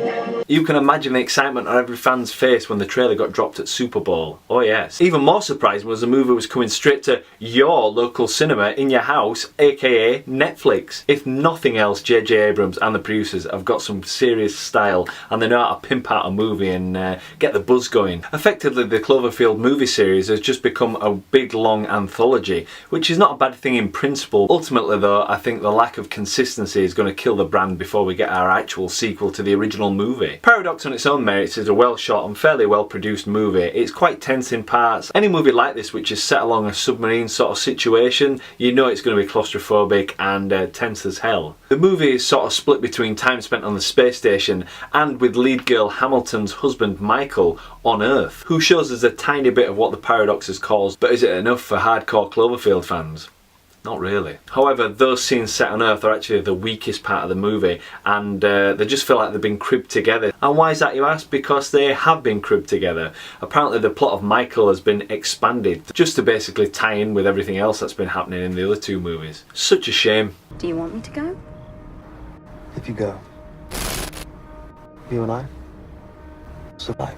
So overall, the Cloverfield Paradox is just a mess and a jumble of a movie. Unfortunately, it uses run-of-the-mill sci-fi cliches, and it's so full of plot holes and contradictions, I just don't know where to start with this review. Well, for example, there is a scene where one of the crew members is fixing something on the ship when his arm gets sucked into one of the holes. He loses his arm, which is baffling enough, but then when the hand itself starts to write out clues for how the crew can fix the ship and get back home, you're just left thinking, what? I mean, ultimately it's a movie that just goes, oh look at this, and oh, Cloverfield, ooh, but doesn't actually deliver on any promises made. I'd even say the trailer for this movie is deceiving with the use of footage from the original movie. Left town a little bit earlier. The thing is, I imagine the movie simply worked a lot better when it was known as God Particle and was in development. Obviously the producers got a hold of it and became the Cloverfield Paradox, but the paradox itself is, why even bother making this movie? So unfortunately, with a heavy heart, I'm going to have to rate this movie 1, maybe 1.5 creatures out of a possible 5. I really wanted to love this movie. It was such a nice surprise when I heard about it coming out, but ultimately it just gives us nothing back for us hardcore Cloverfield fans and just leaves you just wanting a lot more.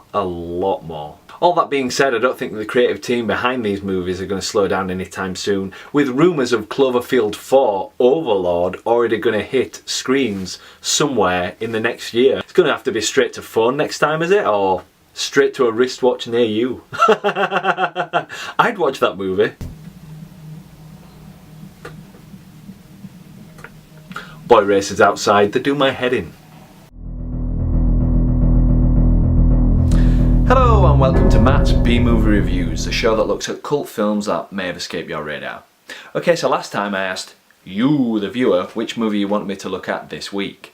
It was a choice between the 80s classic Microwave Massacre or the rather modern Sharknado, which is about sharks that get sucked up in a tornado and then kill people.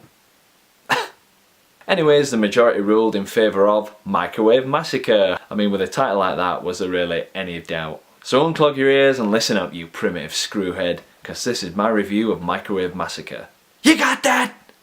Sorry.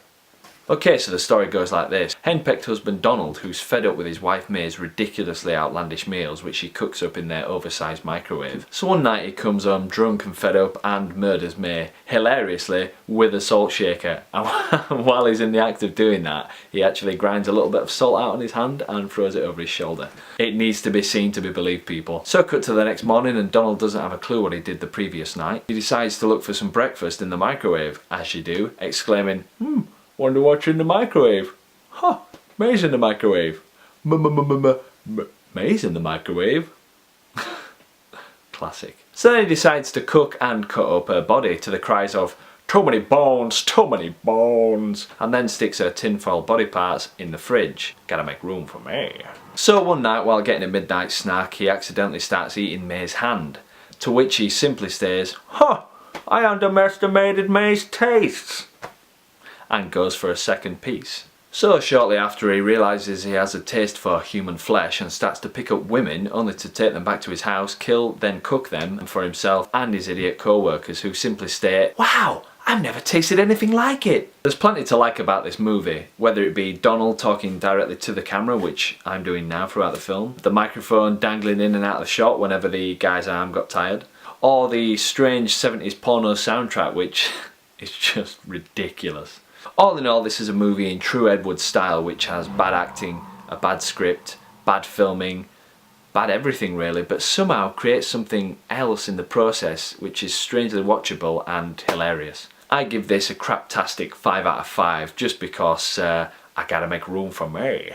If you want to enjoy this yourself, I'm going to put the link up just here to the full movie, which is available on YouTube. Hello and welcome to this very special presentation of Matt's B-Movie Reviews, the show that looks at cult films that may have escaped your radar. I'm Matt and I'm here to share 13 horror movies you can watch on YouTube in their entirety for free right now. It's all for educational purposes. All links are in the description box below, so be sure to check that out. But anyway, we've got a lot of ground to cover, so let's get on with the list. Number 1. Cemetery Man, aka Della Morte Della More. Rupert Grint stars in this European art film in disguise as caretaker of the local cemetery. The problem is, the dead won't stay dead. It's unusual, funny, very gory, and quite frankly needs to be seen to be believed. This movie is criminally underrated and has only slowly gained the cult audience it so much deserves since its debut back in 1994. The gags come as thick and fast as the gore itself, and I've never seen Rupert Everett in a movie quite as watchable as this before or since. Stop killing the dead. So take a ride in this surreal tale today. Please don't. He's only eating. Move aside. Mind your business. I shall be eaten by whoever I please. This is my business. They pay me for it. Number 2. Popcorn. Set in a cinema during a special all-night horror-thon, a group of teens are in for a bloody night as a mysterious killer bludgeons his way through the audience. 1991's Popcorn is a fun, campy and occasionally heartfelt slasher film made to celebrate the world of horror and B-movie flicks. In a world oversaturated in Jason, Freddy and Michael Myers, Popcorn delivers a truly unique killer with a believable backstory that really adds depth to this unusual slasher movie. Oh, and there's a Dee Wallace cameo in there, so check it out. I will be the possessor. I wonder. No! Number 3. John Carpenter's Body Bags. Released in 1993 as a TV movie and possibly a pilot for a Tales from the Crypt-esque series, Body Bags is an anthology horror movie with 3 tales of terror, hosted, strangely, by Carpenter himself. Oh my. Oh, better. Story 1 follows a killer stalking an attendant at an all-night gas station. 2 is about a middle-aged man who'll do anything to keep from going bald. And 3 stars Mark Hamill as a man who loses his eye in a car wreck only to get a transplant that has a murderous agenda. If I let you touch it, I'll have to let everybody else touch it. It's not Carpenter's best, but it's far from his worst. Overall, a fun movie that has disappeared into the obscure backlog of VHS history. Check it out today, if not just for Mark Hamill's crazy performance in The Eye. Give me a big old stab wound to poke around in, then I'm happy. Number 4. 1985's Demons. Receiving a free movie ticket, a girl and her friend go to a horror movie premiere. Unfortunately, a deadly demonic infection spreads through the crowd, and as the doors get locked, the terror begins. Directed by Lamberto Bava and written by Dario Argento, Demons is a fine Italian horror flick that blends full throttle gore with great creature effects and a banging soundtrack.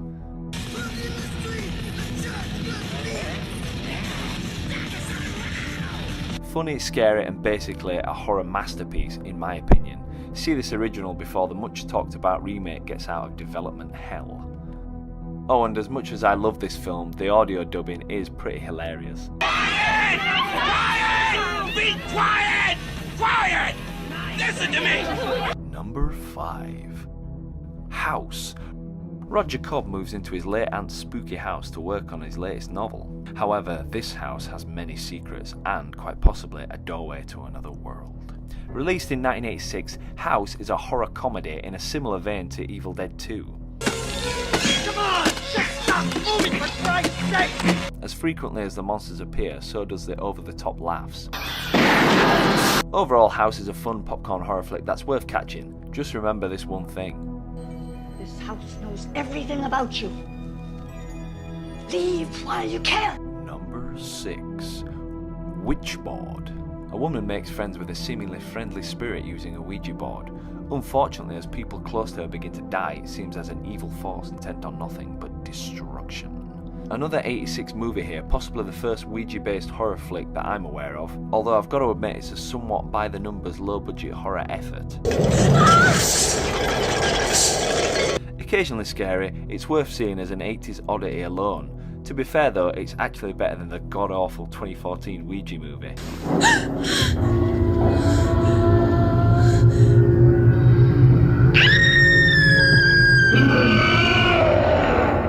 Number 7. City of the Living Dead. A reporter races to stop hell on earth as a satanic zombie priest spreads evil and death around the city. Part of the Gates of Hell trilogy, and a typical Lucy Fulci horror movie full of his staple jump scares, unusual storyline, and bad audio dubbing. This movie shouldn't work, but strangely it does. It's a freaky atmospheric horror movie with more going for it than most horror movies that have been released in the last 10 years. See it if you dare.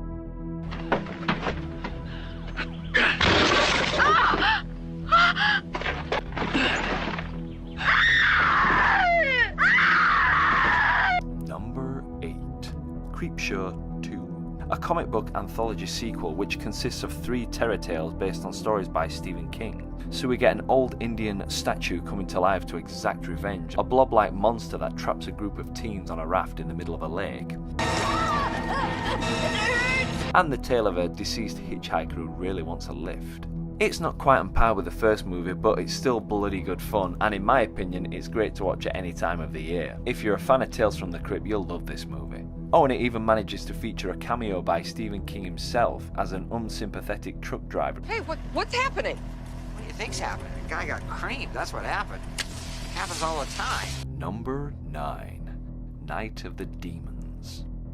A group of teenagers party on Halloween night at an abandoned funeral home. However, they soon encounter an evil force that starts turning the guests into demonic monsters. Night of the Demons is a cheesy 1988 released comedy horror starring Return of the Living Dead's Lynn Quigley in another raunchy zombie-esque role. Do you guys have sour balls? This is a great film to watch with friends and a never-ending keg of beer. What's the worst that can happen? Go give it a look-see now. Stop looking at me! Number 10. George A. Romero's The Crazies. When a man-made virus turns inhabitants of a small town crazy, a group of survivors try to make it out past the military to escape the madness before it's too late. What kind of virus? You know what it is? Whitmore just said it was highly contagious, and it's dangerous. Oh my God, maybe that's what he's got. Now, before Romero made his zombie sequel Dawn of the Dead, he created this film which brims with similar political and social themes. It's a 1973 grainy gut punch of a film and shows how humanity is doomed under a government that shoots first and asks questions later. Anyone watching the Trump-Hillary debate will agree it's never been more relevant. This movie is more than a footnote in history, it's a solid film and it should be seen by all. Quite frankly, you'd be crazy to miss it, right? Terrible joke, I know. There, your husband downstairs. Number 11.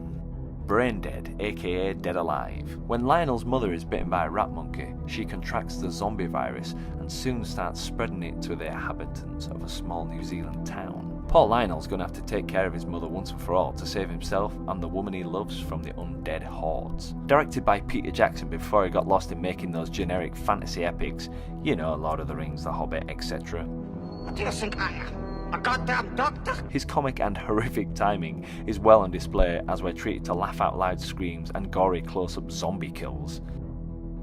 If there's ever been a movie screaming out for a 4K transfer, this is it. I kick ass for the Lord!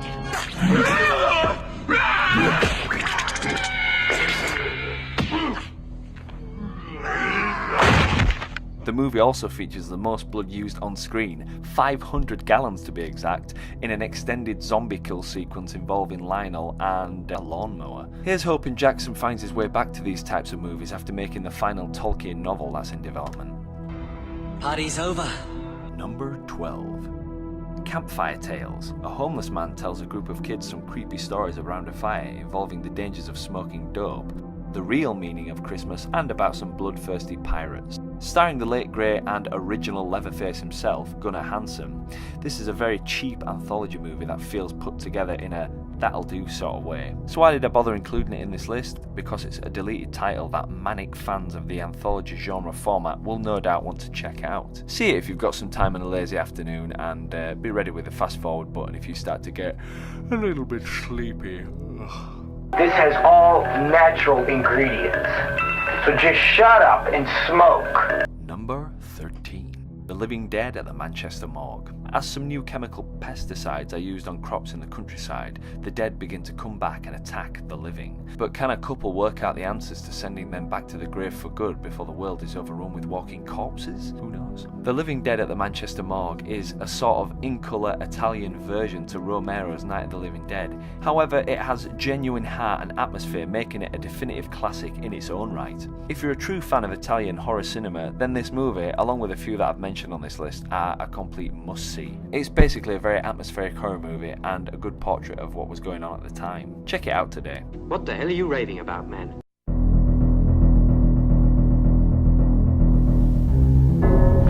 Hello and welcome to Matt's B-Movie Reviews, a show that looks at cult films that blah blah blah blah blah blah blah blah blah radar. Firstly, did you all see that short film that I acted in last month? No? It was for the 48-hour film project that actually made it up to Aberdeen this year. The short's a hectic comedy sketch set around a sandwich stall, and it's worth a bit of a laugh. Just check out this Oscar-winning moment from me. I've been doing this job for 5 years, and I can't leave you in charge for 5 minutes. 5 minutes? Look, this is not my job, this is not my problem. You've ruined my life. I really enjoyed being part of it, and if you've got 2 minutes, why not click the link above here or look for it in the description box below. Do it now. Now on to this week's review. It's a cult personal favourite of mine and deserves some serious recognition. So prepare thyself for 1980's The Changeling. Not the Angelina Jolie movie. Here's the plot. John Russell is a successful musician, husband and father until a fatal road accident robs him of his family and livelihood. Months later, John moves and rents an old manor house to try and put the past behind him and move on with his life. Unfortunately, something is not quite right with the place. Doors open of their own accord and strange banging noises emanate from some of the empty rooms. John is warned that the house doesn't want people. But is that true as a presence makes itself known and a 70-year-old mystery starts to unravel? And if that doesn't whet your appetite, you're already dead. Now, The Changeling is a real old-school haunted house mystery which doesn't work on over-the-top jump scares but on a slow build of tension throughout. Actually, this was one of only a few horror movies that I was actually allowed to watch as a kid. I think I was 8 or maybe 9, 10 when I first saw this film, and it's really stayed the course with me throughout my life. And people wonder why I love ghost stories above all other horror movies? This is probably why. The film stars veteran actor George C. Scott, who brings another powerful performance to the big screen. He grounds John Russell's character so well, a man struggling to come to terms with the death of his wife and child, that when the unexplained begins to happen we completely believe it and we fear for his safety. The other main lead in the film is played by Trish Van Devere, who is actually George's wife in real life, which probably explains why there's a very strong relationship undercurrent throughout the movie. Trish's role as Claire Norman, who works for the Historical Preservation Society, oh yes, initially helps John get the house simply because it has a music room, but soon becomes John's only ally as people and forces try and stop them discovering the secret of the house. And I must say it is one hell of a mystery story, without giving it away. Now, one of the best scenes in the movie is when they hold a seance to contact the spirit. The medium goes deep into a trance and begins auto-writing, which is a process said to lead a outside force controlling your hand. Just check out this scene. Will you speak to us? Yes. What is your name?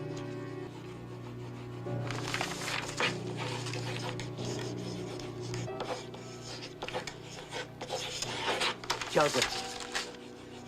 Did you die in this house, Joseph? How did you die?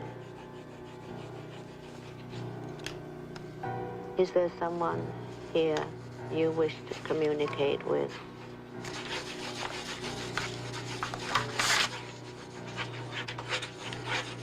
John. Help. Help. Help. Help. John. Help. Help. Help. I love that scene. I've got to say it's got to be one of the creepiest seance moments in a movie that I have ever seen. As if that wasn't freaky enough, John had recorded the seance, and what he plays back on the tape is truly chilling. What is your name?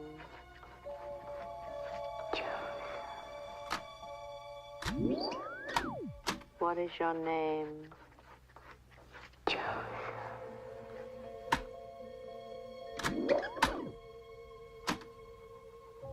What is your name?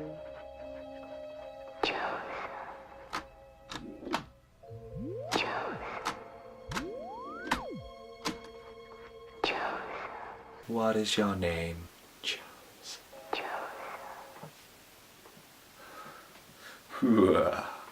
Tell you, that will leave you with some sleepless nights. Also, there's a great sequence where John searches, or shall I say is led, to a boarded up secret attic room. There's enough cobwebs in there to choke a horse, and in the corner there's a very spooky looking wheelchair. I'd keep my eye on that if I were you. In this room he also finds a very strange music box which plays an eerie melody. It kind of reminds me a little bit of the Hulk theme, David Banner walking down the road. Kind of that old orchestral type. It's obviously heightened to a creepier effect, which I really like. So that's actually all I'm going to say about this movie, because I really admire what it's trying to do, and the mystery story is really well done. If I say any more, I will give the plot away, which I may have done in previous reviews with movies, and I've been told by some of you, so I'm just going to keep my mouth shut. There is a bit where all I'm going to say is it's got a little bit of this, a snippet of this, and a little smidgen of this. That's enough to get your interest, and the full movie is available here on YouTube. Click this link here or look for it in the description box as ever. Oh, almost forgot, I'm going to give this film a nostalgic 4. That damn son of a bitch. Sorry George, I meant 5 haunted houses out of 5. Whoops. So go watch it, and remember to keep the lights on after dark. Not that that'll help.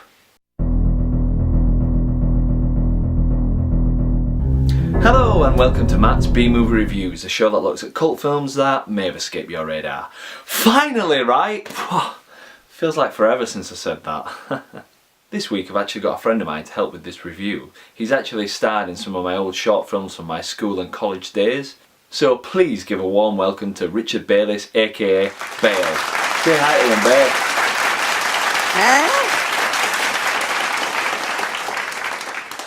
Bale. Don't be shy, mate, just say hi to him.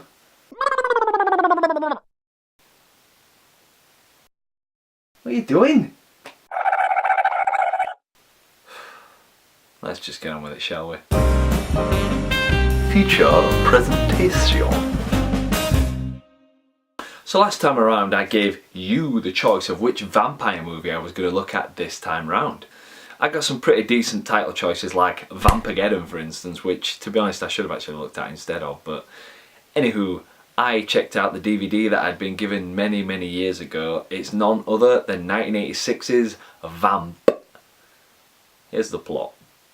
Two students trying to get into a fraternity are going to fail their initiation unless they can get a stripper to the party that night. So having no choice, they borrow their Asian friend's car and head to the seedy side of town. Seeing an ad in the paper, they head to the After Dark Club in hopes of getting a girl within their price range. Unfortunately, they don't realise that the club is a front for vampires who are finding victims for themselves and their vampire priestess, played by none other than Grace Jones. Can they find a stripper and make it back to campus, or have they simply bitten off more than they could chew? Cannot believe I've just said that. First thing I want to say about this movie is, who did the lighting? The strong lighting contrast between green, blue and red was mightily impressive, and I just hope that they got permission from director Dario Argento for stealing his trademark look. Otherwise he's gonna be mad. Now everyone knows that Grace Jones is absolutely bonkers in real life, so who better than to play a vampire priestess than Grace herself? I don't even think she had any lines in the movie if I remember rightly. All she had to do was look at a character in the movie and they were instantly terrified. Not surprising really, because they probably saw that interview of her from back in the day where the interviewer turns his back on her, so yeah, don't ever do that. Do not do that to Grace Jones. Now there's three main characters in this movie. We've got AJ, the cocky, clothes-obsessed guy who's a little bit overly sure of himself. Then there's Keith, the slightly unsure everyman guy who we spend most of the film with, and looks surprisingly like a very young Mel Gibson. Distractingly so actually, because I spent most of the film wondering if it was actually Mel Gibson's brother. I don't think he is actually. Lastly we have Duncan, the Asian geek who just wants you to pretend to be his friend just for a week, just for a week. I mean, he's clearly there for comic relief as he comes out with bad puns and generally cramps the style of the other two. Now, two movies kept popping into my head as I watched this film. First was the 80s smash hit Fright Night, which I think is a vastly superior film in my opinion to this one. Vamp actually feels like another studio's cash in on the success of that other movie, although it does manage to stand on its own 2 feet to some degrees. The other film was From Dusk Till Dawn, which is actually unsurprising as writer-director Quentin Tarantino states that he takes inspiration from everywhere and everyone, so maybe playing homage? It's a safe bet that Vamp was the seed that led him to writing his own 90s vampire classic. Some pretty decent vampire makeup and effects in this film, which I'd imagine would be quite terrifying if this was a serious horror film, although it does have its moments. Personally, I kind of enjoyed watching this movie as it had a lot of B-movie charm, which I obviously appreciate. Unfortunately, there's a real sag in the middle of this movie and it sucked a lot of the life out of it for me. Sucked the life out of? Yeah? You get it? Yeah? Yes, I hate myself as well. So I'm going to give this movie 2.5 blood splats out of a possible 5. Ah, wait a second, let's ask Bale. What did you reckon to it, mate? Huh? Look, give us something.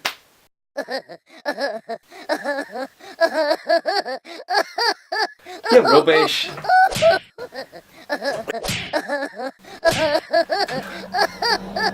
even react to slaps correctly. Okay, so next time I want you to pick a movie from the zombie subgenre. And I don't want any Romero zombie films because they are absolute classics. Well, maybe not the last couple, but you get my drift. Choose one that really deserves its B-movie status, okay? So thanks for watching and I hope to see you next time. Give me nothing to work with here, babe.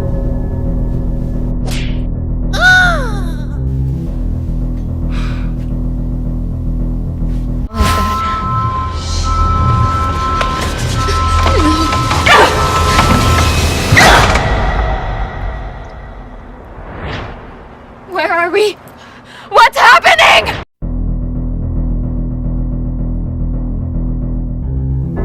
Hello and welcome to Matt's B-Movie Reviews, a show that looks at cult films that may have escaped your radar. This will probably be my quickest movie review ever because I'm actually reviewing something that isn't even a movie. Confused? All shall be revealed. Probing around Netflix's horror section looking for something new and interesting to watch and came across a movie called Parallels.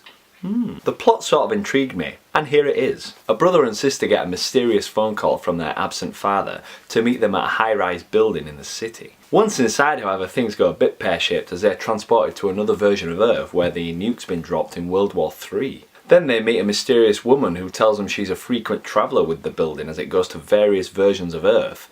The problem is, there's no way home. You heard me right. Now that's about all the plot you need to actually know. The reason I watched this film actually was because it reminded me of a 90s TV series known as Sliders. If you ever watched it, and it was pretty cool. I think they travelled from different versions of Earth via what looked like a TV remote control. You wouldn't get away with that today. So it's a nostalgic reason why I decided to watch Parallels. Unfortunately, it did not live up to that old 90s TV show at all. In fact, here's why it's so infuriating to watch, because it's not even a film.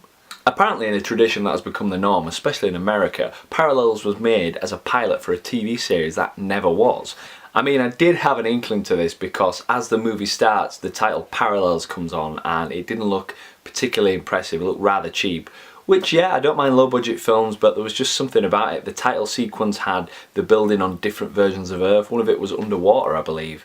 So that to me spoke of a TV show. I guess obviously the characters would have explored these different versions of Earth if the series had been greenlit, which it had not. So the massive problem with Parallels is that it's a massive waste of time. Sounds harsh, I know, but it is true. It's never going to get continued. The movie literally had no ending to it. There's an introduction to the characters, things are happening, strings and thread points are dangling all over the place. It honestly put Lost to shame. Hand me that paper bag. Jack, that's got my poop in it. I know. It's got a hint of coconut in it and something else, but that's part of the mystery. I mean, I understand that they wanted to get the cost back and they'd sort of bodged it into this film package for Netflix or other streaming services, because at the end of the day the studio's got to recoup their own costs. But why the hell did they not try and change some of the plot points around and give it a beginning, a middle and an end, or at least try to do that? Because there is no sense of a film in this. This is clearly not a movie. I mean, who would knowingly watch something like this to the end, knowing that it didn't have a middle and it was just building up a story arc that it was never going to deliver on? No one, that's who. Does it have any saving graces, you say? No. Well, saying that, it did have that staple geek actor who I saw in Monster Man as a bit of a geek. He was playing the neighbour of the brothers and sisters characters who's never moved out of his parents' basement and is yearning for the main girl's affections. She doesn't know he exists, blah blah blah. Very obvious for a TV show to do this, you know, the whole will they, won't they, but it was pretty bland. You're saying you're from some weird alternate Earth? How many Earths are there? Some people think every possible Earth exists. So that's all I want to say. I've made this video to warn you, if you've got a Netflix account and you've come across Parallels and thought it sounded like a pretty cool concept, it's not a movie. You might start to get to know the characters and think, this is pretty cool, but it goes nowhere. It literally goes nowhere. So avoid, avoid, avoid, avoid. I haven't said this for a while actually. So Netflix users and internet pirators, you have been warned. Hello, it's me again, Matt, the extras film TV person, whatever you want to call me. I'm on a continuing adventures to explore different film sets, and that was the geekiest start I've done so far, so I'll probably be cutting that bit out for sure. So yeah, I've been up to more extras jobs again. That's between my usual YouTube videos, my movie pilot articles, which seem to be taking up a bit more of my time nowadays, and some of the script work, which is belated and just takes forever. But forgetting that, what the hell did I get my ugly mug in this week? Well, you might have heard, or maybe not, of the BBC One drama One of Us, which is all about murder, mystery and secrets. It was actually a 4-part drama series and I binge watched it just to see what it was like, and guiltily to catch my face in there somewhere. The thing is, when you're on these sets you never really know what the exact script is, or sometimes you don't even know the storyline. You just get given a stand there, look scared, and blah blah blah blah blah, that's it. So it was cool to see what it was all about. The interesting difference between this job and some of the others was the costume. I got to play a part as a policeman on the beat, and quite frankly I haven't dressed up as a policeman since, I'll just show you the clip. Well, ladies and gentlemen, very much for travelling with us. We're now arriving at the Victoria Airport station. Welcome to London, ladies and gentlemen.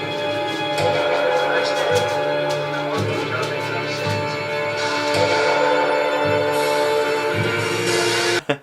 Did you see me strutting my stuff through the bus station?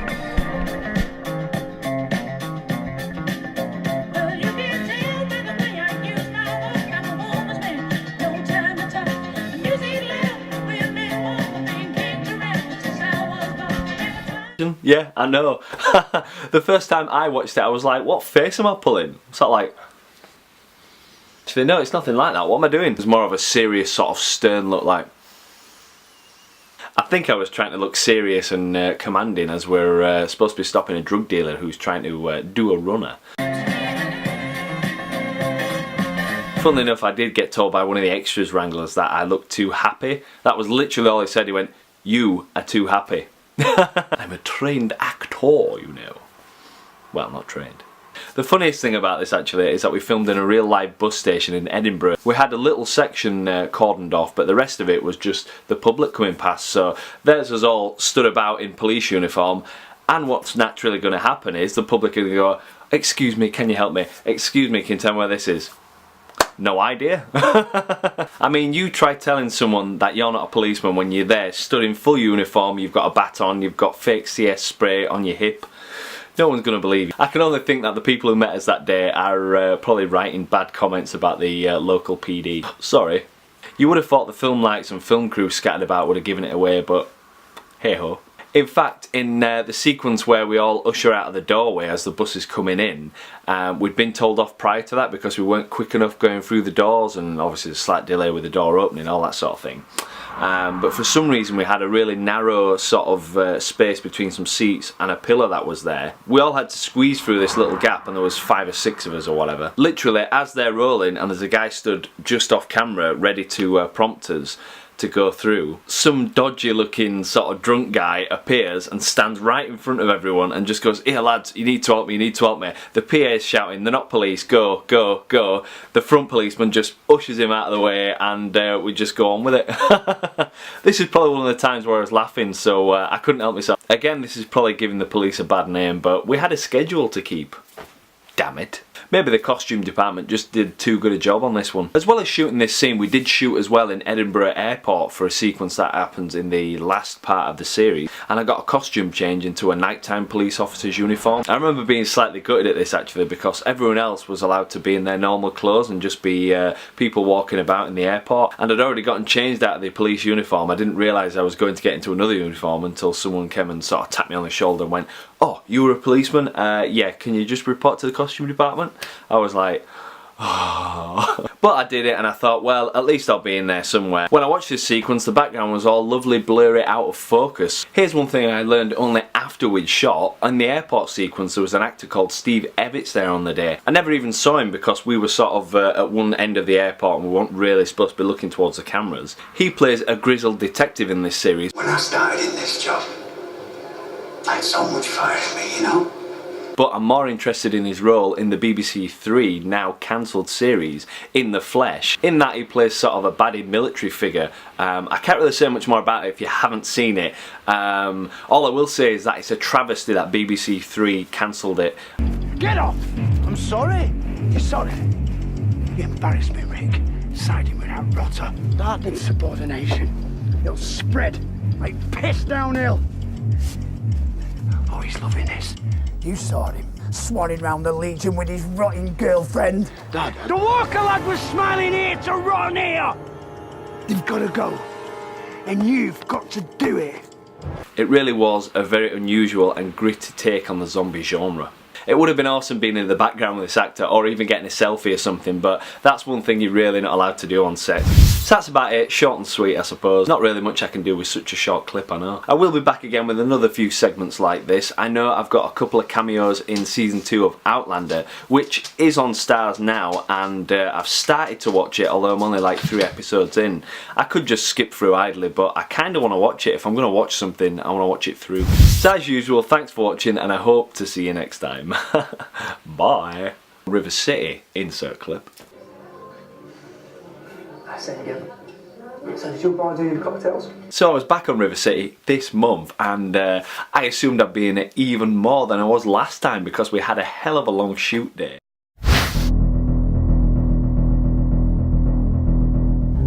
Hello and welcome back to Matt's B-Movie Reviews, a show that looks at cult films that may have escaped your radar. And guess what else is back? My sideburns. Well, kind of. You're wondering where they went? I got paid to be an extra in a period drama, but that's actually all I can say until it airs next year because otherwise I'm in breach of contract. Although I will say that I saw a massive star on set that I'm a big fan of. I didn't get to talk to them, but I did see them, so that was pretty good. I'll let you know more about that when I can. Because this week I'm looking at a movie so weirdly bad that it probably broke the internet as the original did and caused this massive stir that we're still feeling. It's a threequel so infamous it needs no introduction. But I just can't help myself. So prepare yourself for Sci-Fi Channel's original movie, Sharknado 3. Oh hell no. Here's the plot. Well, I say plot. Finney Shepherd is getting honoured by none other than the President of the United States for his unwavering heroism during the first 2 Sharknadoes. Go Finney. At the moment, Finn's trying to settle down with his armless wife. She's got a bun in the oven in this one, and they're looking forward to settling down and leading a semi-normal life. Unfortunately, a Sharknado of epic proportions just happens to be coincidentally in the same part of the East Coast that Finn is visiting. Do the following round? I don't know. I don't write these movies. No one actually writes these movies. So Finn has no option but to grab his old trusty chainsaw and fight back against the sharks. The stakes are even higher than the celebrity cameos in this one. Can Finn save his family and ultimately the world from these horrible Sharknado things? Gotta hope so, because if there's any more I will tear my own eyes out. And I think that's gonna have to happen. Now firstly what I want to say is if you've sat through the first 2 movies, then there's nothing really new or interesting to see in this one. I know this is a good start to a review, but I'm being honest. Well, that is, except for a few scenes that are set in space, which leads to an even more questionable plot point. Now, what personally drew me to this movie, besides the love of B-movies and just wondering how bad these films can actually get, was the fact that they've decided to set this one in Universal Studios in Florida. And that is my favourite park, and I was there in May of this year, as you may have noticed from my Florida video. However, the movie suffers for this because it starts to feel like a bad Universal Studios promotional video. I can only assume some executives somewhere were figuring out how to boost ticket sales for the year, so they decided to slap it into this 3rd movie. Not a good idea. Although if you've never been to the park, then it's an interesting introduction because the Hollywood rip-roaring rocket ride, or whatever it's called, is featured quite heavily, and that is a really badass ride. And here's me on it now. I'm surprised the movie doesn't actually break some sort of trading standards laws. The acting in these movies is never anything to write home about. It's kind of so-so, goes from wooden to slightly heightened. Even some of the big name actors in it fail to rise above their social conventions in this movie. I mean, no one's chewing any scenes. Well, besides the sharks, but they don't count. They're not even there. They didn't go to acting school. There are a few exceptions, I suppose. Malcolm in the Middle's Frankie Muniz, who must come out of semi-retirement to do this film, which is a little bit of a strange choice in my opinion, actually does pretty well in the scenes until the sharks get him. But then it was a glorious death, so why not? He probably had a couple of days of filming maximum. I'm pretty sure the only reason celebrities appear in these movies is so they can be killed spectacularly on screen in these really bad movies. Well, I say spectacular. It's however the CGI creators' skills are that particular day. They'll get eaten by these grey globs and blood starts flying, but I can't really tell what's going on. Obviously the sharks are supposed to be in a tornado, so is that why they're blurry and you can't tell what the hell these things are? That's what the animators would have us believe, but I don't believe it for 1 second. do the work. We need more realistic rubber sharks, just like that scene in Ed Wood where Bela Lugosi is fighting the real octopus. Yeah, that's what we need. In fact, I'd go as far to say I've seen better graphics in a 90s video game. I mean, come on, you know I'm telling the truth, people. I'd actually say the best actor in this movie, unbelievably, is the Hoff himself, who gives a career revitalising performance in my opinion. Much like Mickey Rourke did in Sin City. Unfortunately, the Hoff's never going to get any real credit for his performance in this movie because it's Sharknado 3, which is a shame because this is an actor who can and has done better in his career. And you can see this potential on screen under every bad line that he spouts. Seriously, go check it out.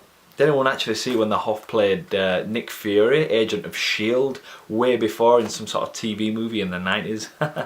It's actually half decent. God knows where you can find that now. It's probably on YouTube. If it is, let me know about it because I want to see that again. There's also other celeb cameos for like split seconds, like the guy who played the original Incredible Hulk, Tuvok from Star Trek Voyager, Jerry Springer even pops up, which is quite amusing. What's the best shark kill in this movie? Probably actually Jerry Springer's death at the hands of Bruce, the mechanical shark from Jaws. In this bizarre scene, Jerry hands his camera to one of the lead actresses so he can get his picture next to this classic shark. And then a very strange thing happens. Either the plastic shark, which has been there for many years, comes to life and bites his head off, which is about as plausible as anything else in this film. Or more likely, as the writers would have it, the plastic shark's been knocked off its perch, unbeknownst to us, and one of the sharks has been playing possum for a little while until Jerry steps up. What do you think? Answers on postcards. It's just a shame that Universal doesn't have the Jaws ride anymore because I think they could have worked that into the plot quite well and I would have been amused to see that. Oh, I almost forgot there's a 2-second mini cameo by the Jedward brothers. Oh man, I was looking forward to this because the brothers deserve to die by the hands of a shark. I say hands, the teeth, whatever. In this laughable scene, one of the sharks has landed on the loop-to-loop and is slowly making its way up and down so it brings up speed so it can get to the carriage which is trapped at the top with the Jedward twins on. Imagine my annoyance when the Jedward brothers seem to just disappear down the walkway and the sharks eat the ride jockey. What? I've paid to see the Jedward's blood and I will have it. Oh, filmmakers, that is a missed opportunity right there. Celebrity cameos, death, death, death, shark, shark, shark. It's all the same ingredients. Now, will there be a Sharknado 4? Yes, yes there will. Oh, and how do you find this out? Well, that's a big thing in itself. After everything that we've been through, the movie hilariously ends on a cliffhanger with one of the main characters' lives in peril. At this point, do we care, honestly? Now, spoiler alert, I'm going to tell you exactly who this character is because let's just share the madness, shall we? Okay, it's April's character, played by none other than American Pie actress Tara Reid. This is a ludicrous ending, but then again she's just given birth inside of a shark, and they've re-entered the Earth's atmosphere within the shark without burning up and dying. Yeah. Oh, honestly, I don't know what else to say. Scene after scene, strange exposition, sharks coming out of nowhere, celebrity cameos. Could be one of the better entries in the movie, but quite frankly, I preferred Sharknado 2 in my humble opinion. Unfortunately, this movie feels like a step too far, and the fact that they've already announced Sharknado 4 saddens me, and I'm going to try, seriously try, not to watch that film. Oh, who am I kidding? I'm doomed. Doomed! So anyway, my verdict, I'm going to give it a 1.5 Tara Reids out of a possible 5. If you've already seen this film as well, let me know what you thought about it in the comments below. Can't beat me on the grade! Can't beat me on the grade! Hi and welcome to Movies in About a Minute. I'm Matt Loftus, here to recommend some great movies that you should really check out. This week it's my personal favourite and first film by Steven Spielberg, Jewel. Story goes like this. David Mann is driving across country to meet a business client. Unfortunately, when he overtakes a slow-moving lorry, he plays straight into the hands of a maniac trucker who will stop at nothing to run him down. Written by Richard Matheson of I Am Legend and Invasion of the Body Snatchers fame, just to name a couple, the movie is a 70s classic, shot at a frantic pace and over only 13 days. You really need to check this out. Click the link on screen or in the description box for the full movie here on YouTube. Okay, that was Movies in About a Minute. I'm Matt Loftus saying goodbye. I always thought you were left-handed. Nah, the headshot's the only true stopper.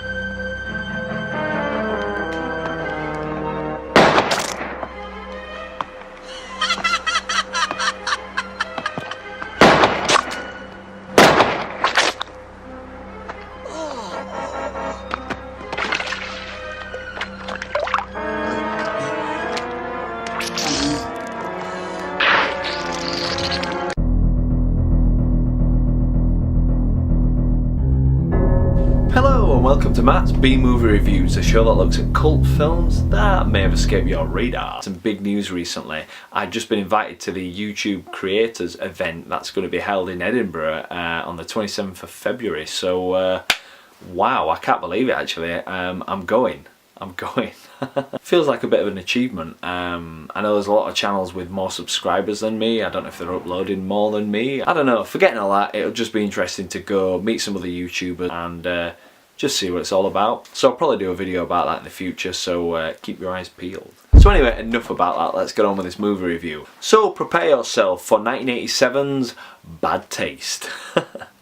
Here's the plot. After a mysterious phone call for help, a ragtag group of A-Team S squaddies, known as the Boys, gets sent to investigate a small town. It seems at first that the town's simply deserted, but mayhem ensues as aliens turn up, and it turns out that they've mashed the entire town's inhabitants up into a source of food for their interplanetary space takeaways.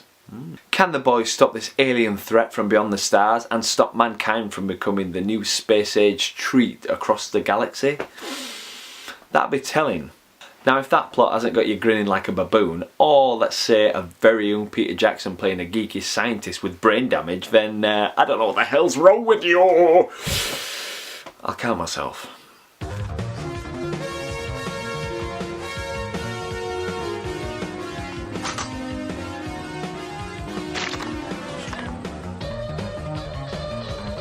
Yes, seriously, that was Peter Jackson himself, you know, the famous director of such epic trilogies as Lord of the Rings and The Hobbit. Bad Taste just happens to be his debut feature film, shot on a shoestring budget and over about 4 years because they could only film on Sundays because they all worked full time. That day job really kills creativity, I know.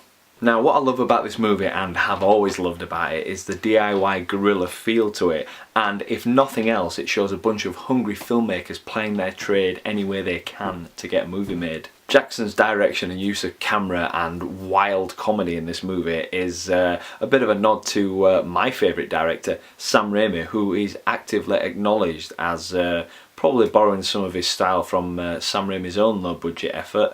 What was that called again?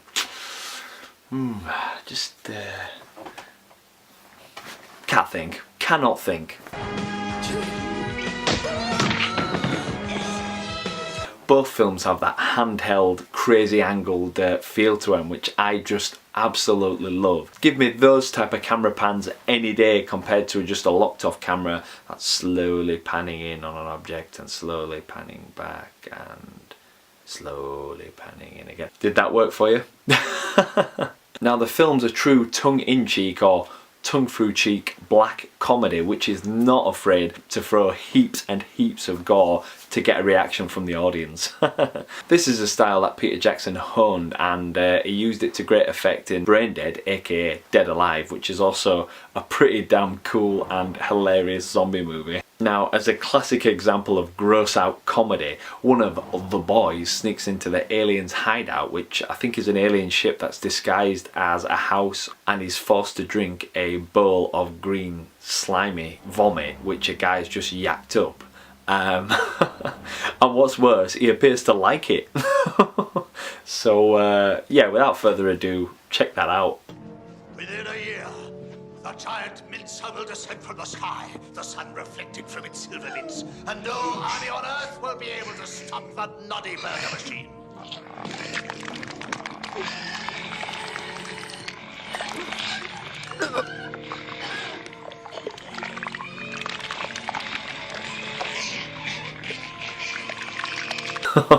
Sweet homo nuggets.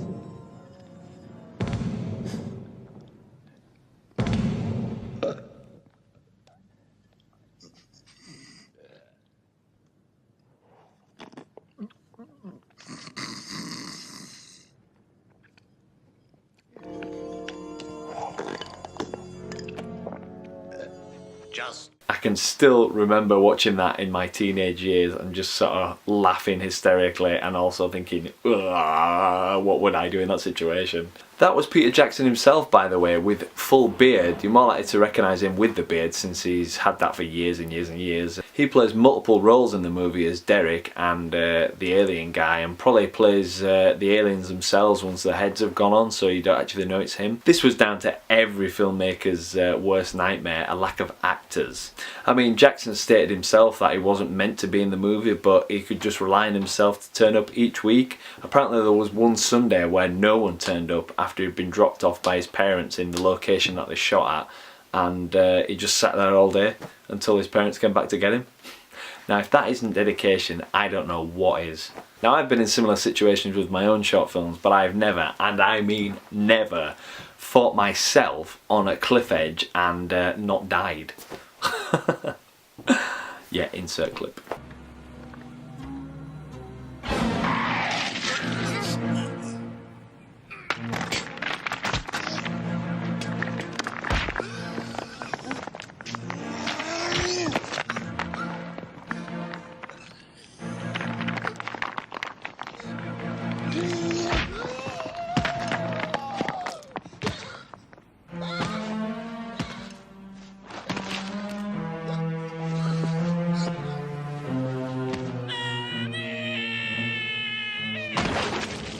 Now, if that scene looked dangerous to you, that's because it bloody was. Apparently those scenes were absolute murder, and I think there was a picture someone had put up of some sort of safety rope so Jackson didn't fall to his death, but obviously there was a few sort of close calls there. I wouldn't like to have shot that, put it that way. There's so much madness in this movie, I haven't got time to fit it all in this review, although standout moments have got to be when a bazooka meets a sheep.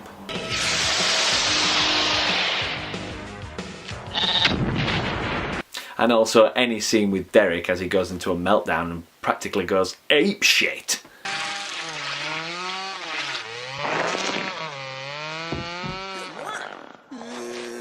Derek! Bastard! Jesus! He's gone ape shit! Bastard! Frankly, this is a movie that entertained me in my teenage years, and today, 2016, it still entertains me. And I hope I can still say that in another 20 years. Or whatever, because this movie deserves to be recognised as one of Jackson's best. I'm really hoping Peter Jackson will do a return to form, a bit like Sam Raimi did with Drag Me to Hell, and release sort of a low budget sort of horror comedy like he used to do in the 90s. But only time will tell, and he's still got the Silmarillion to make, so get on with it. So you're probably wondering, how the hell are you going to see this film? Well, luckily some YouTuber has uploaded it to YouTube, so while it's on, I'm going to give you the link, and it's just here on screen now. If it's not, check in the description box below and give it a watch, unless you're some sort of alien arsehole. Yeah. So I'm going to give this movie a solid 5 alien heads out of a possible 5, because it seriously left a bad taste in my mouth. That doesn't really work, but whatever. Get out of there fast, Derek! I can't do that! I'm a Derek! Derek's, don't run. Hello and welcome to this festive special of Matt's B-Movie Reviews, the show that looks at cult films that may have escaped your radar. As a horror fan, you'll no doubt be trying to find some decent Christmas horror mashups that are worth watching to avoid these overly sweet schmaltzy movies that are taking over your TV sets. Now, don't get me wrong, I love Home Alone as much as the next person, but there's a limit to how many times I can watch that film, and I'm always looking for something with a little bit more edge. So basically I've compiled 8 Christmas themed horror movies / TV shows that you can watch now for free on YouTube. And without further ado, let's get on with the list. Number 1. Black Christmas. A group of teenage girls begin to get menacing phone calls from a very troubled maniac during the Christmas break. As the girls begin to go missing, it soon looks like they're being taken out by a killer one by one, who won't stop until he has the sorority house to himself for Xmas. Now, firstly, I want to say that the slasher genre isn't my favourite. This is mainly due to the fact that it's way too overcrowded and has too many lazy copycats being produced. I mean, they're usually so derivative it's just beyond a joke. However, 1974's Black Christmas isn't a lazy rehash, as it predates the slasher boom of the 1980s. In fact, it even beat Halloween, which is heralded as the movie that brought back the slasher genre by a whole 4 years. Yeah. The creepiest thing in this movie has to be the killer's voice and backstory, which we get drip-fed through his creepy phone calls. It has adequate performances for its young actors and does well within its low-budget confines. It's mainly set within the girls' sorority house, which is full of darkly lit corners, perfect for a killer to be hiding in. It has a pretty decent body count, but doesn't suffer from an overabundance of gore, which it doesn't really need anyway, because when you see a girl get strangled to death by a truly psychotic original character, it really does add a sense of realism that's usually lacking in this sort of movie. So just remember, if you're staying in a sorority house over the Christmas season and that phone rings, don't pick it up. What do you want? Why are you doing this? Let me, Billy! I know you're there, Billy! Your answer is me! Number 2, Tales from the Crypt and All Through the House. This episode follows a greedy woman who decides to murder her husband on Christmas Eve. Unfortunately, when a homicidal mental patient escapes dressed as Santa Claus and begins prowling around her property, she'll soon wish her husband was still alive to help her survive the night. Now, this was episode 2 of season 1 of Tales from the Crypt. I used to love this show and it was so freaky when I was growing up. The story was previously adapted from the comic book in the original Tales from the Crypt movie back in '72, and it had Joan Collins playing the wife who deservedly falls afoul of a homicidal Santa. Although this version is probably closer to the source material, as it's a comedy horror mashup with a little gore, all I can say is it's a must-see for this time of the year, and I don't want to give too much away by spoiling any of the plot points. All I will say is just be safe this year. Don't let anyone in who's dressed as Santa Claus, because you never know, they could be a complete psychopath. Number 3, Jack Frost. When a serial killer dies in a horrific accident that actually liquidizes his body into the snow, he comes back to settle the score as a walking, talking snowman. I'm not making this up. The film is a complete straight-to-video cheese fest with terrible acting, crazy deaths, and some questionable directing. Still, I'd recommend giving it a look because it's nothing else but a unique movie. Oh, and it's American Pie's Shannon Elizabeth's first movie role. Check out the bathtub scene.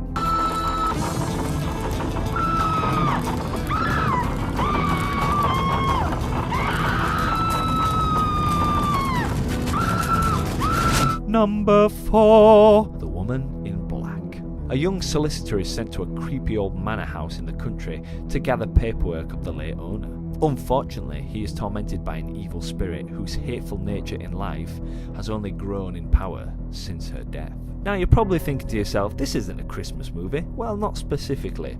It did debut at Christmas time back in 1989 and scared a whole generation of impressionable youths. I think horror can work fabulously during this season. Just think about it, the dark days, cold nights, a perfect atmosphere for this type of story, don't you agree? The Woman in Black is a moderately budgeted TV movie that has a tense atmosphere throughout, and in many ways is better than the Daniel Radcliffe version, which, to be fair, was a little bit too heavy on the jump scares in my opinion. Also, as a quick bit of trivia, the guy who plays a central role in this also played Harry Potter's father in the Harry Potter movies, which is amusing because Daniel Radcliffe later played this role in the remake in 2012. Small world, eh?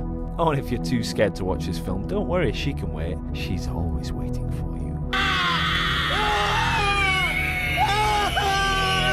Number 5, The Twilight Zone, Night of the Meek. When a cheap department store Santa Claus is fired, he turns heavily to the bottle. He wishes he could give toys to all the needy children of the world, and soon he finds a magical toy sack that never seems to run out of gifts.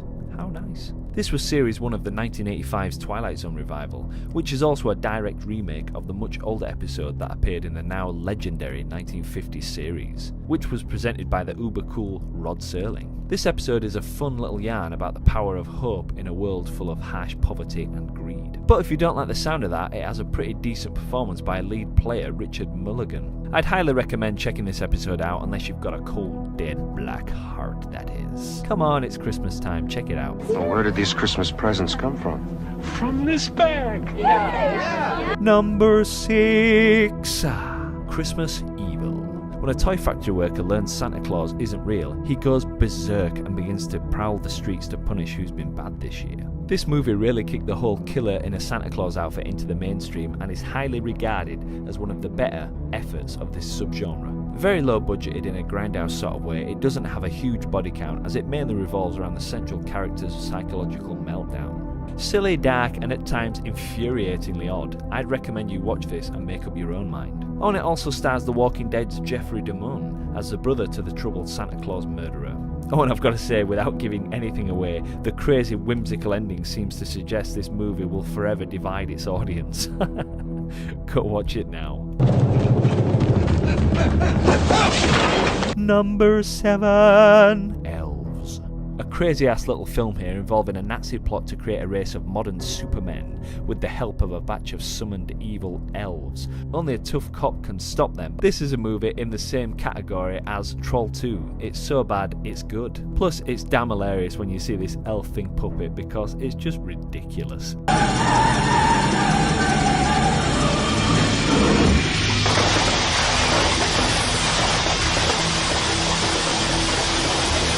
The Nazi story is pretty absurd in my opinion, but if you cut that back, it's actually a fun, cheesy movie that owes more to Gremlins than Raiders of the Lost Ark. Historical inaccuracies aside, you'll never see a movie quite like this again. Just think, would a studio greenlight a remake of this today?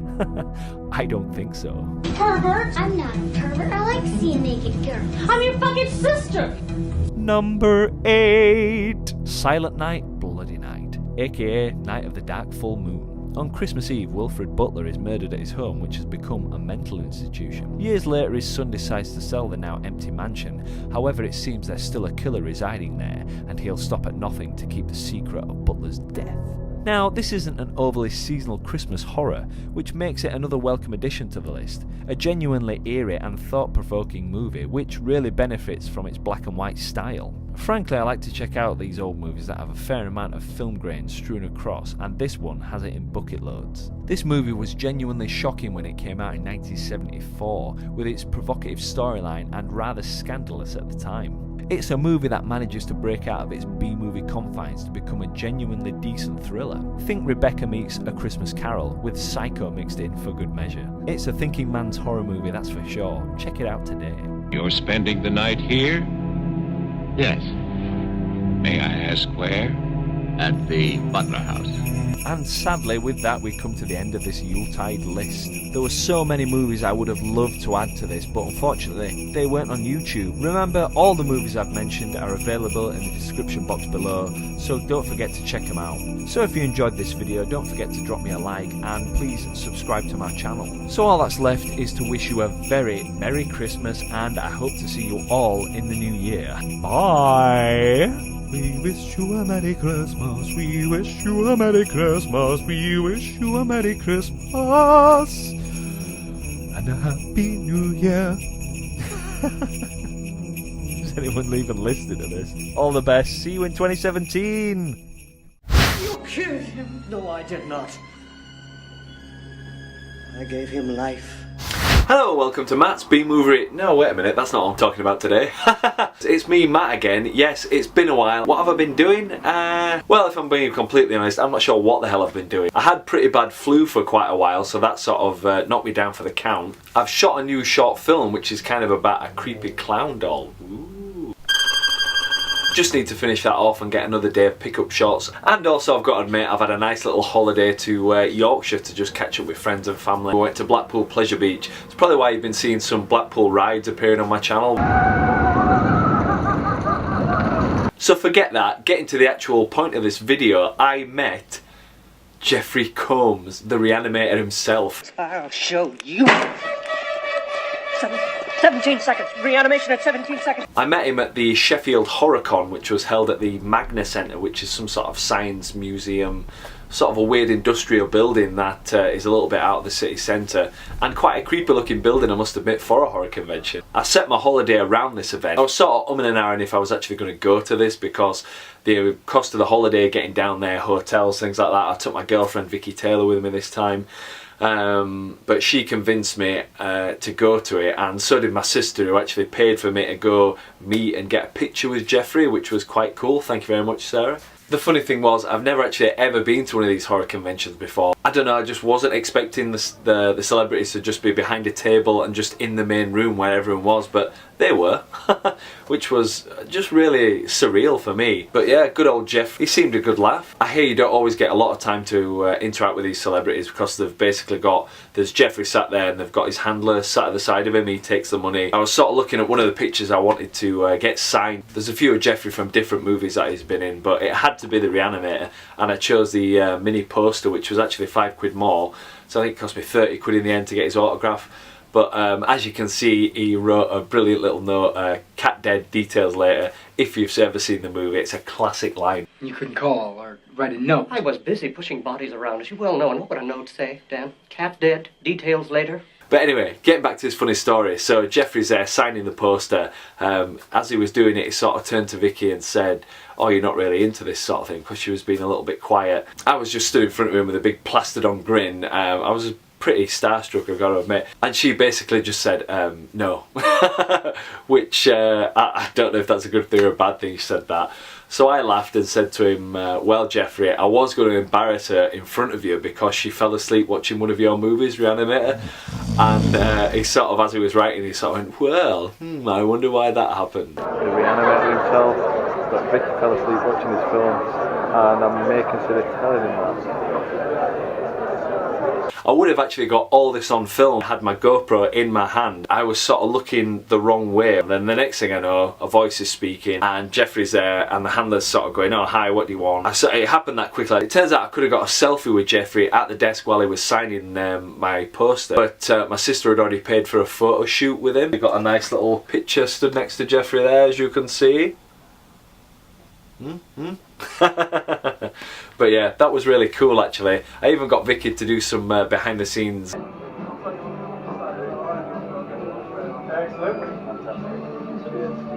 Not too bad, you sort of get me there, but I did shake his hand. In fact, I've just remembered that I was that sort of spaced out after getting the photograph. I left this room and completely forgot about the photograph that they print out for you. So I had to go back. Barbara Crampton was also at this event and I could have got her autograph. I maybe should have done, but is it bad to say I was just bothered for getting Jeffrey Combs' autograph?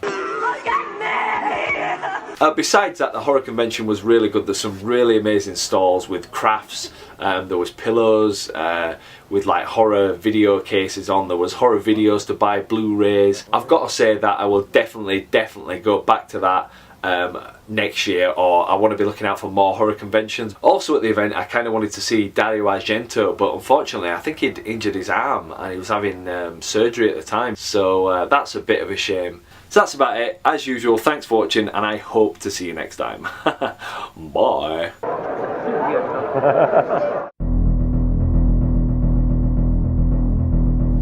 Hello and welcome to Matt's B-Movie Reviews, a show that looks at cult films that may have escaped your radar. Probably.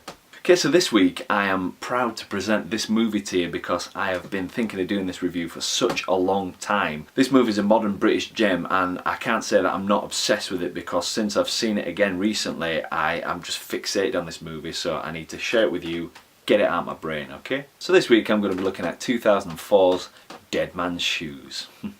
Here's the plot. Ex-soldier Richard is coming back to his hometown to settle a score. It seems that while Richard was in the army, his younger brother Anthony fell in with a bad crowd. Unfortunately, Anthony is a little bit slow and suffers with a childlike mentality, so he wasn't aware of how savage and brutal these people could be. So drug dealers and gangsters alike be afraid because Richard's coming back to town, and if you've messed with his brother, you've messed with him.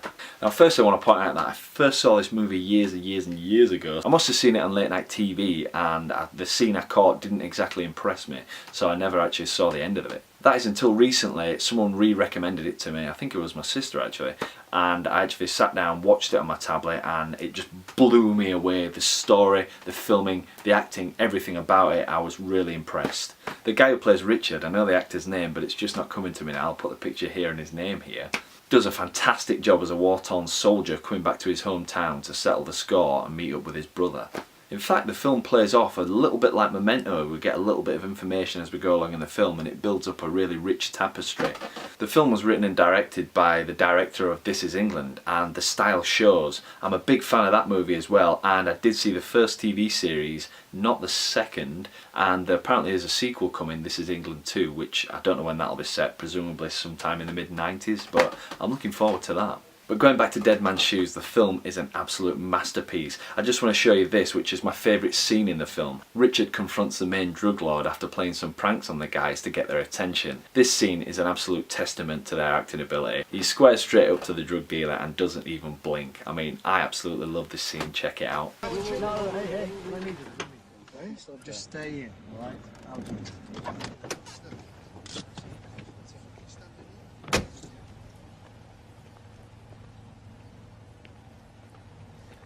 Hey man, how you doing?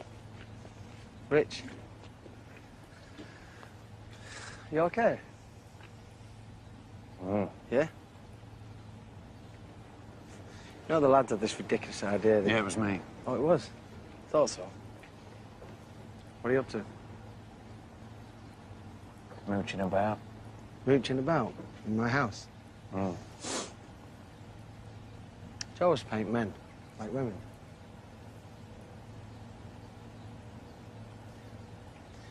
What are you doing, lad? That's my concern. Not me in my house. Where are you staying? Mosson's farm. Gonna come and see me over here? Maybe I will. You're not afraid of me, are you? I'm just all chilling. When he's weighing it up, he's weighing it up. Look. You're making me very nervous, Richard. Well, you should be. If I were you, I'd get in that fucking car and I'd get out of here, man. And I'd gather them goonies and get whatever you've got and come with me. Because I'm gonna fucking hit you all. I don't like being threatened, Richard. I'm not threatening you, mate. It's beyond fucking words. I watched over you when you were asleep, and I looked at your fucking neck, and I was that far away from slicing it. You're fucking there, mate. So get in that car and fuck off. You get to me first. Just fine. I love that scene. In fact, it actually gets funnier each time I see it. I'm not threatening you, mate. I watched over while you were asleep, and I looked at your neck, and I was that far away from slicing it. You're fucking there, mate. So get in that car and fuck off. The film plays off like a dark comedy in some parts, especially when you see some of the other lowlives in this picture. There's a couple of guys who live together who are just comedic gold. They just play off each other excellently. One's kind of deadpan, the other one's just stupid in my opinion. Seriously, if you haven't even seen this film or heard of it, you need to go rent it and check it out now. Just before I go, there's another funny scene in the movie. Sonny, mate, it's like an emergency, got to tell you something. Oh, it's banging about now, isn't it? We're coming back.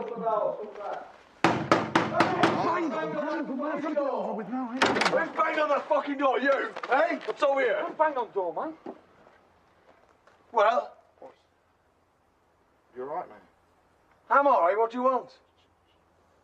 The film is just balanced so perfectly between the horror intensity, and there's so many funny scenes in between that. It just plays off brilliantly, and I tip my hat to Shane Meadows, I really do. Personally, I'm going to give this 5 tabs of acid out of a possible 5. That's how much I like it. If you've seen the film, let me know what you think in the comments below via my Facebook page as usual. Thanks for watching. Hello and welcome to Matt's B-Movie Reviews, the show that looks at cult films that may have escaped your radar. So it seems that my Netflix account has started paying off in some serious B-movie cheese. And as soon as I saw this horror sequel on there, I just had to watch it because, well, I haven't seen it before, that's why. You're in for a real treat. Well, kind of. Crack open the holy water and prepare yourself for my review of Night of the Demons 2. Here's the plot. A shy girl nicknamed Mouse is bullied by her Catholic schoolmates. It seems that she is an emotional mess after losing her sister to the events of the first movie. So quickly to recap, in the first movie, Angie held a party on Halloween at the dreaded Hull House. Unfortunately, the house is filled with evil and Angie is soon possessed and then goes about possessing the other party guests one by one. Cut back to the sequel, Mouse starts to have really terrifying nightmares about her sister Angie coming back as a demon. But they're just dreams, right? Right?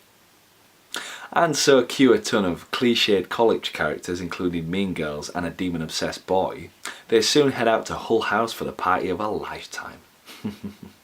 Indeed. Can the students finally band together to stop Angie from possessing everyone? Or are they simply doomed to become slaves of the demons themselves? Firstly, I want to say that when I first heard about these movies, I thought they were somehow related to the Bava Argento Demons movies that came out of the 80s. But I couldn't have been more wrong. These movies are much more likely a cash-in on the previous success of those films. Which is a shame because Demons 1 and 2, if you haven't seen them, are worth seeing. Check them out now. Now the sequel definitely plays fast and loose with the source material. The original movie was an out-and-out horror film, whereas this one is definitely an unbalanced horror comedy. The film feels a little bit like a later entry into the Nightmare on Elm Street series, where jokes and set pieces attempt to make up for the fact that it's just not scary.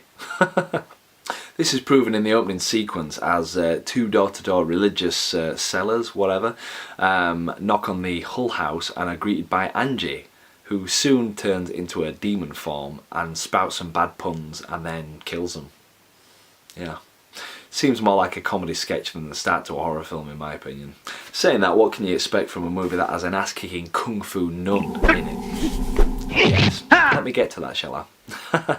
Actually, the best scene in the movie in my opinion is with the said nun approaching Angie for the final countdown. After some pushing and shoving and all this stuff, Angie swiftly knocks the nun's head clean off. Wow. Or so we think. The filmmakers then do a very cartoonish cop-out and have the nun's head pop back up from her body. I honestly did not know what to make of it. And you don't believe me? Let's have a look, shall we?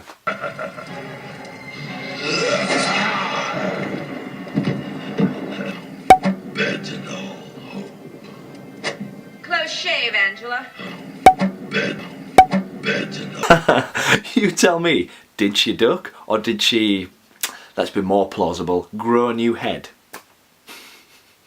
I honestly have no answer to that. Obviously human beings have the power to simply just duck their heads into their chest cavity. You know, don't you? I must have watched the scene at least 4 times back to back and I'm none the wiser. One thing I did find out online actually was that after a rough cut of the movie had been shown to the studio, they liked it so much that they pumped a shed load of money back into the film. This led to a more pumped up ending as Angie turns into a giant snake and attacks them all. For no apparent reason whatsoever. More importantly, this new scene was going to come after the nun's beheading, but they realised that they needed her to fight Angie in the ending scenes. I mean seriously, these are Hollywood studio directors? This is probably why so many good films don't get made. You know, I could probably talk all day about this movie because there are many other reasons that make this film a completely unbalanced mess of a horror film. One of the best examples of this is actually a scene where a guy gets grabbed by a possessed woman's breasts, which then turn into hands, funnily enough. Proving once and for all that if you throw enough shit at the wall, some of it will stick. Oh dear, classic. Classic, has to be seen to be believed. Mouse is a very quiet, annoying character. We're supposed to root for her, but she never comes out of the shell once. We have the annoying mean girls who literally are, oh, I'm mean, and that's about it. Lastly though, we have the idiot priest who, even confronted with the proof of demons and the say-so of the head nun, just will not accept the facts that are presented to him. Unsurprisingly, the priest doesn't make it to the end of the movie, as in one sequence he takes the weapons off one of the guys and approaches one of the demons thinking it's just a troubled teen. Oh, how wrong you were. He's swiftly killed and all is well again in the world. Where is your god now, priest? Apparently there's a third film in the series and I really do not want to see this film. So do not ask me to do it. Oh, let's get on with it. I'm going to give this film 2 stars out of 5. Just because, blah. Yeah.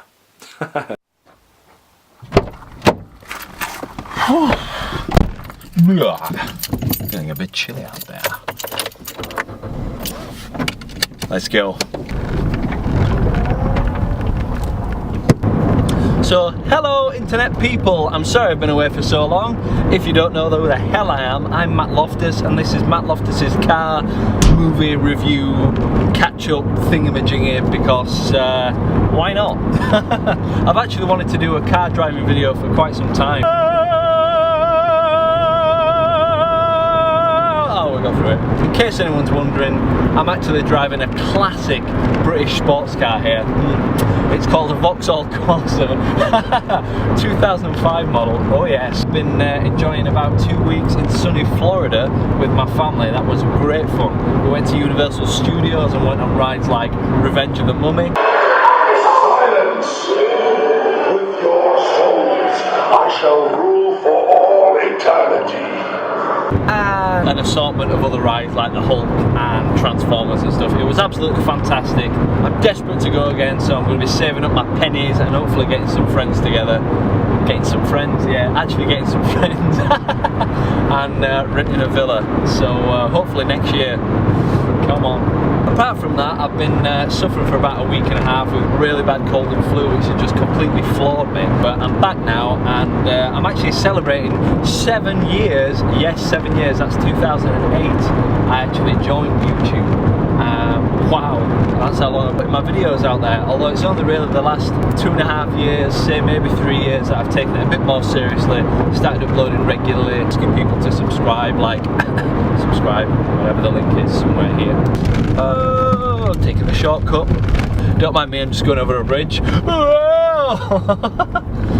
Not really had a chance to watch so many B-movies of late, so that's why I've been a little bit sparse on the B-movie reviews. Saw a few films on the flights there and back actually. What have I seen? St. Vincent, oh my god, Bill Murray comedy, excelente. I mean, I absolutely love Bill Murray anyway, since he's in a little film that you might not have heard of called Ghostbusters, which pretty much made my childhood, and I'm always rabbiting on about it. Yeah, St. Vincent, where he plays an alcoholic gambler who looks after the neighbour's son, and it's a bit of a coming of age story with heart. It's really good. I can't recommend it enough. It's probably there in the top 10 Bill Murray films, which is saying a lot because he's done a lot of good movies. What else? Fury. Ah, yeah, Brad Pitt war movie, which my brother begged me to watch on the plane. I was all set to actually watch Live, Die, Repeat or Edge of Tomorrow, whatever the hell it's called, the Tom Cruise movie. But I actually stuck Fury on, and I must say it's pretty damn good. I forgot Sheila Booth could act. Really good film. It's based around one unit who survived the war, mainly through their camaraderie. Good movie. So I've been watching a lot of Elementary, just seeing the end of season 3 if anyone watches that. Don't want to give any spoilers away, spoiler alert, but I think Sherlock's back on the source if you get my code there. Yeah, oh, I can see the sea. I don't think you can see it because I haven't mounted the camera properly, but whatever. But, oh, the season finale of Supernatural season 10. I've been following that when it first came on TV. It's been going about 10 years now, and I'm a massive, massive fan of that show. Top respect. I mean, it's got a little bit flabby in the last 4 years. I mean, after season 5, they kind of ended it, which they did do a Buffy where they ended it and then brought it back, which was a little bit questionable, but hey ho, I mean, even if it goes for like only another 2 seasons, I'm totally on board, because even if they only have a handful of decent episodes each season, which we're kind of getting, the one-off episodes, like for instance the episode this season where Dean turns into a teenager through a weird spell, was pretty funny, and yeah, that was worth it alone to be. Oh, and the musical episode, yeah. There is no singing in Supernatural. Carry on my wayward son. We'll keep an eye out of this window. You're going to see the Sand End Beach. It's a shame for a shame. Oh, there's some guy out in a canoe there.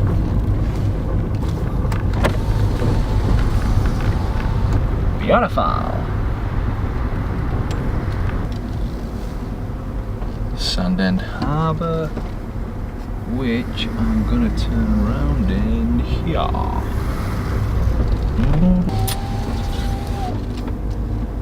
Oh wow, yeah, the tide's going out, I think. Been coming here skimming for years. My dad taught me to skim when I was a little kid, and I'm the best skimmer in the world. Could be. Wave to the people, blow them kisses. Indeed. Another film that I've seen that I was dying to see actually, called It Follows, which is about a sexually transmitted demon. So an STD. Yeah, oops, someone's pulling out. Don't want that. Me. So anyway, back to it. It Follows. Pretty decent original concept. Started out fairly well. Girl catches it from a boy at the start. Then he tells her what's going to happen. Something's going to follow her. It can look like anyone. That was pretty cool. And the bit where she's in school at the start and there's like a really haggard old woman coming after her down the corridor was pretty freaky. But by about the midway point, it just seemed to fall apart for me. Oh god, and the ending. Oh. Problem is, like I've mentioned Supernatural before, I've been spoiled because they do ghost, demon and monster stories so much better. So really, whenever I see a horror film now or a ghost story where people are baffled as to how to stop this monster, I think, well, if the Winchesters were here, they'd just sort it out in 5 minutes. But no one in these movies seems to figure that out, so whatever, as we say up here, whatever. So I'll probably give it like a 2 zombies out of 5 or something. Actually, wait a minute, there's actually a pet cemetery down this road. Completely randomly forgot that. Didn't take my uncle here, because he's a big fan of Stephen King like myself. Now, can I actually drive down to it? I'm not sure. I shouldn't be driving down here, because this is pretty much... Oh, there's a gate, so I'm not going to get much further, but... Yeah, this is Cullen's Pet Cemetery. Can you see the sign? Nope. Can you see the sign? Hang on. There's the sign. Cullen's Pet Cemetery. Ah, yeah. They stopped using it because the ground is sour. Sometimes dead is better. Kind of sad, really. Oh. Kind of creepy as well. Anyone seen Pet Cemetery? Not a bad movie, actually. I've read the book as well, but the movie is pretty cool. Just for the guy who played, you know, the Edward Munster guy. His character was spot on as kind of the nosy neighbour yokel. I'll take you down the road, tell you the story too. Ah, the seaside. So yeah, anyway, to celebrate 7 years and all that jazz, I'm going to be putting multiple videos on. I have a quick edit of my holiday footage, going to be on the end of this video. So check it all out in the outro play. Be sure to subscribe. If you like this segment, please let me know in the comments below, via my Facebook page, join my Facebook page, join me on Instagram, do whatever the hell you want. And yeah, I look forward to hearing from you. So, bye!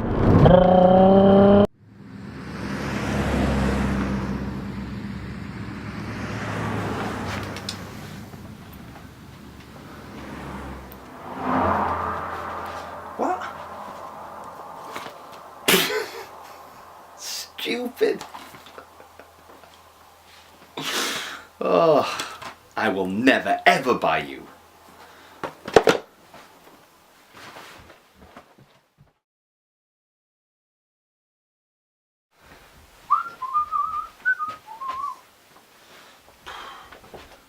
Oh my god, could it be after all these years?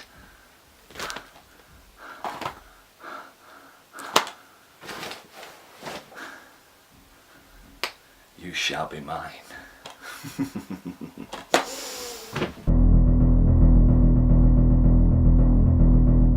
Hello and welcome to Matt's B-Movie Reviews, a show that looks at cult films that may have escaped your radar. And have I got a treat for you this week? Oh yes! We're looking at a true B-movie that defies any logic or reasoning. A film that has followed me from DVD shop to car boot sale to charity shop, just watching and waiting for that inevitable day when I would buckle and purchase it. So prepare yourself for my movie review of Bram Stoker's Legend of the Mummy 2. Whatever, here's the plot. 6 archaeology students are spending their summer at an isolated compound with their professor. Lucky for them, an ancient mummy has recently been discovered and left in their care for further study. How exciting!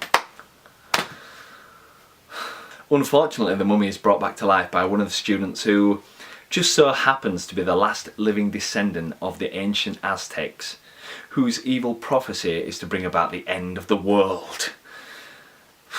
Yeah, right. Can the students stop the mummy before it's too late, or are they simply going to be added to the body count? I wonder, really?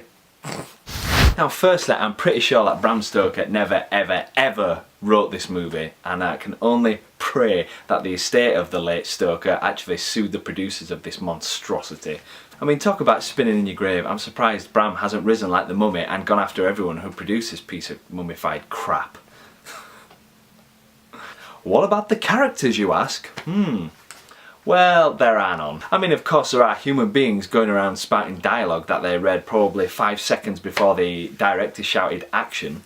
But I'm not going to insult anyone's intelligence by pretending these are well-formed characters that deserve our attention in this movie. I mean, it just seems to be their job to wander around aimlessly for 85 minutes saying stuff like, oh no, we'll be in trouble, and where's Scott? Ooh, just get on with it and die. I mean, they might as well be saying Jinkies and go the whole Scooby-Doo route. In fact, I would have actually sooner watched one of the old Scooby-Doo 70s cartoons with the mummy in it, and it would have kept my attention for a hell of a lot longer than this did. Zoink, Scoob, old buddy, old pal! Reggie? Reggie? The film's also ultra low budget, which doesn't have to equal a bad movie, but in this case it just adds fuel to the bonfire. The actors just move from one bland room to another with no sense of direction or logistical layout. What I mean is there's no establishing shots to tell us that so-and-so's room is over here and the main dorm or campus rooms are over here, so it just leaves you feeling annoyed and generally confused. One important bit of information that I've learned from this film is that mummies know how to turn on a shower. Oh, how do I get these films? Now lastly, looking at the DVD itself, it's always a bad sign when they choose to use the same images over and over again on the front and back covers. It's a sure sign that the movie isn't worth your time or your money, and it never ceases to amaze me how many movies choose to go down this route. I had to laugh at the so-called animated menu, which is mentioned on the back of the DVD cover. Animated menu, you say? Wow! If used properly, it can add a cool twist on the old stationary image. Or does it?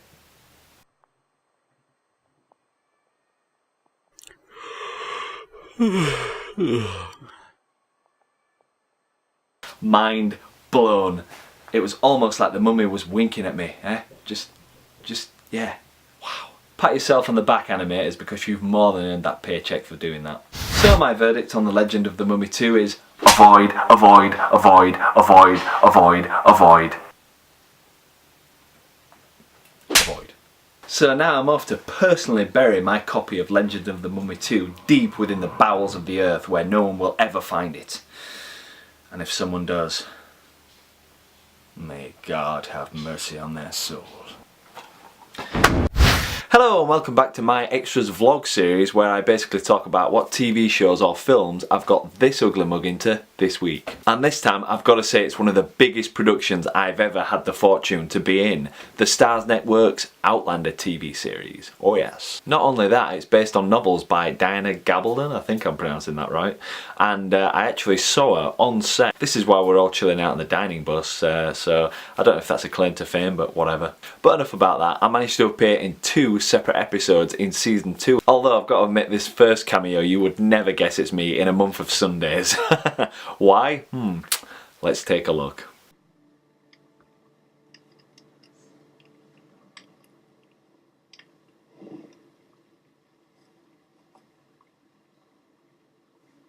I'll take the brown one. You take the other. So did you spot me?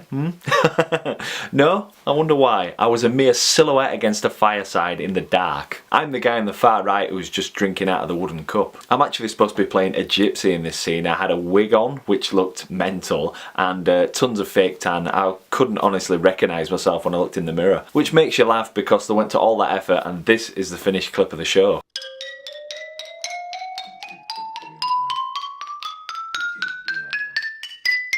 That's show business for you. I didn't really get any photos of myself in this get-up. I was pretty glad of that. I did take this photo though when I got home. My hair looked absolutely mental. They'd put this solution on, dissolved some of the glue that was holding the wig down all day, and when I say my hair was rock solid, it took like 3 days to get back to normal. And you can obviously see that I've got a little bit of fake tan still on there because it just didn't wash off. It's funny, when I did watch this scene, I just had to add up that it was like half a day's filming. I was sat around most of the day in the dining bus, and I think we filmed for maybe an hour, something like that, in the cold. But now let's get on with cameo 2, because this is the piece de resistance. I appeared in the season 2 finale, Dragonfly in Amber. Spoiler alert, the scene's basically set in a 1960s university during a rally about Scottish pride. They give me sort of a Beatle-esque hairdo and very strange clothing. I'm sat in the second row wearing brown, I've got a brown tie on. You'll spot me, haven't got the specs on. Enjoy. Our bonny prince. We've all heard of the Battle of Culloden. You are bonny Prince Charlie. We are bonny Prince Charlie. I, Scotland, Scotland, Scotland, Scotland, Scotland, Scotland, Scotland. Scotland, aye! I'm pretty sure you can hear my Yorkshire accent sort of floating about in that sound mix there. That short sequence with the speech and the rally and everything just went on and on and on. It was really exhausting after a while. I don't think we could take any tea and coffee into that room. It's funny because the guy who sat to the right of me, I think he was called Frankie, he was just getting more slumped and slumped and slumped in his chair. You can sort of spot it in some of the shots where he's just sort of half awake. It's funny, all I could think at the time of all this clapping and cheering and shouting, it just reminded me of that Doctor Who episode with the Sontarans or whatever, where they're going, Sontar, ha! Sontar, ha! But it was good fun, it really was good fun. What did make me chuckle was, I thought that'd be the end of my cameo. Surprise, surprise, I got my fat head into some other shots later on. Check it out. I was raised Anglican, already under... I sort of have this weird swagger thing going, I've never actually noticed myself.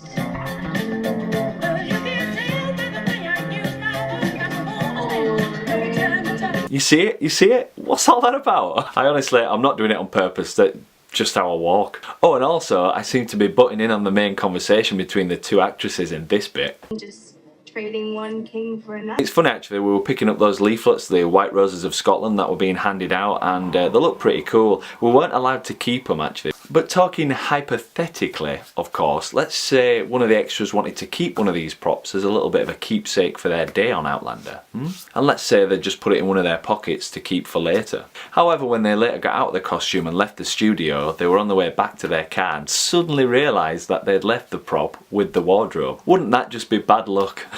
This is all a hypothetical situation, of course.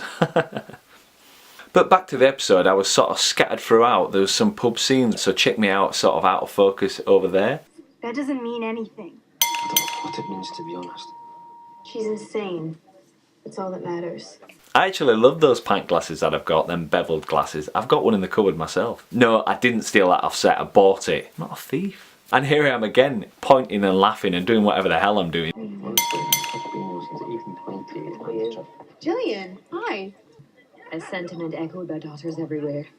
I mean, honestly, what am I actually saying in there? Hey, pull my finger. The funny thing is, you're not actually allowed to speak because the microphone are on the main actors for their lines, so we've sort of got to pretend and just look at each other and nod and point and gesticulate and all this jazz. It's actually really weird to do that because I could probably hold a conversation with someone over any subject, but actually looking someone dead in the eye and just saying nothing and just sort of going... It's actually hard work, surprisingly. Still great fun, and it was really cool to see myself on this show. Hey, pull my finger. So that's pretty much it for my Outlander escapades at the minute, but there's still a ton of work that I've already been in. For instance, my first ever extras job was on a show called The Crown. It's just come on Netflix, I haven't had a chance to catch up with it yet. I play a reporter in one scene, I think we're staking out Balmoral. So that's about it, thanks for watching, and I hope to see you next time. Bye.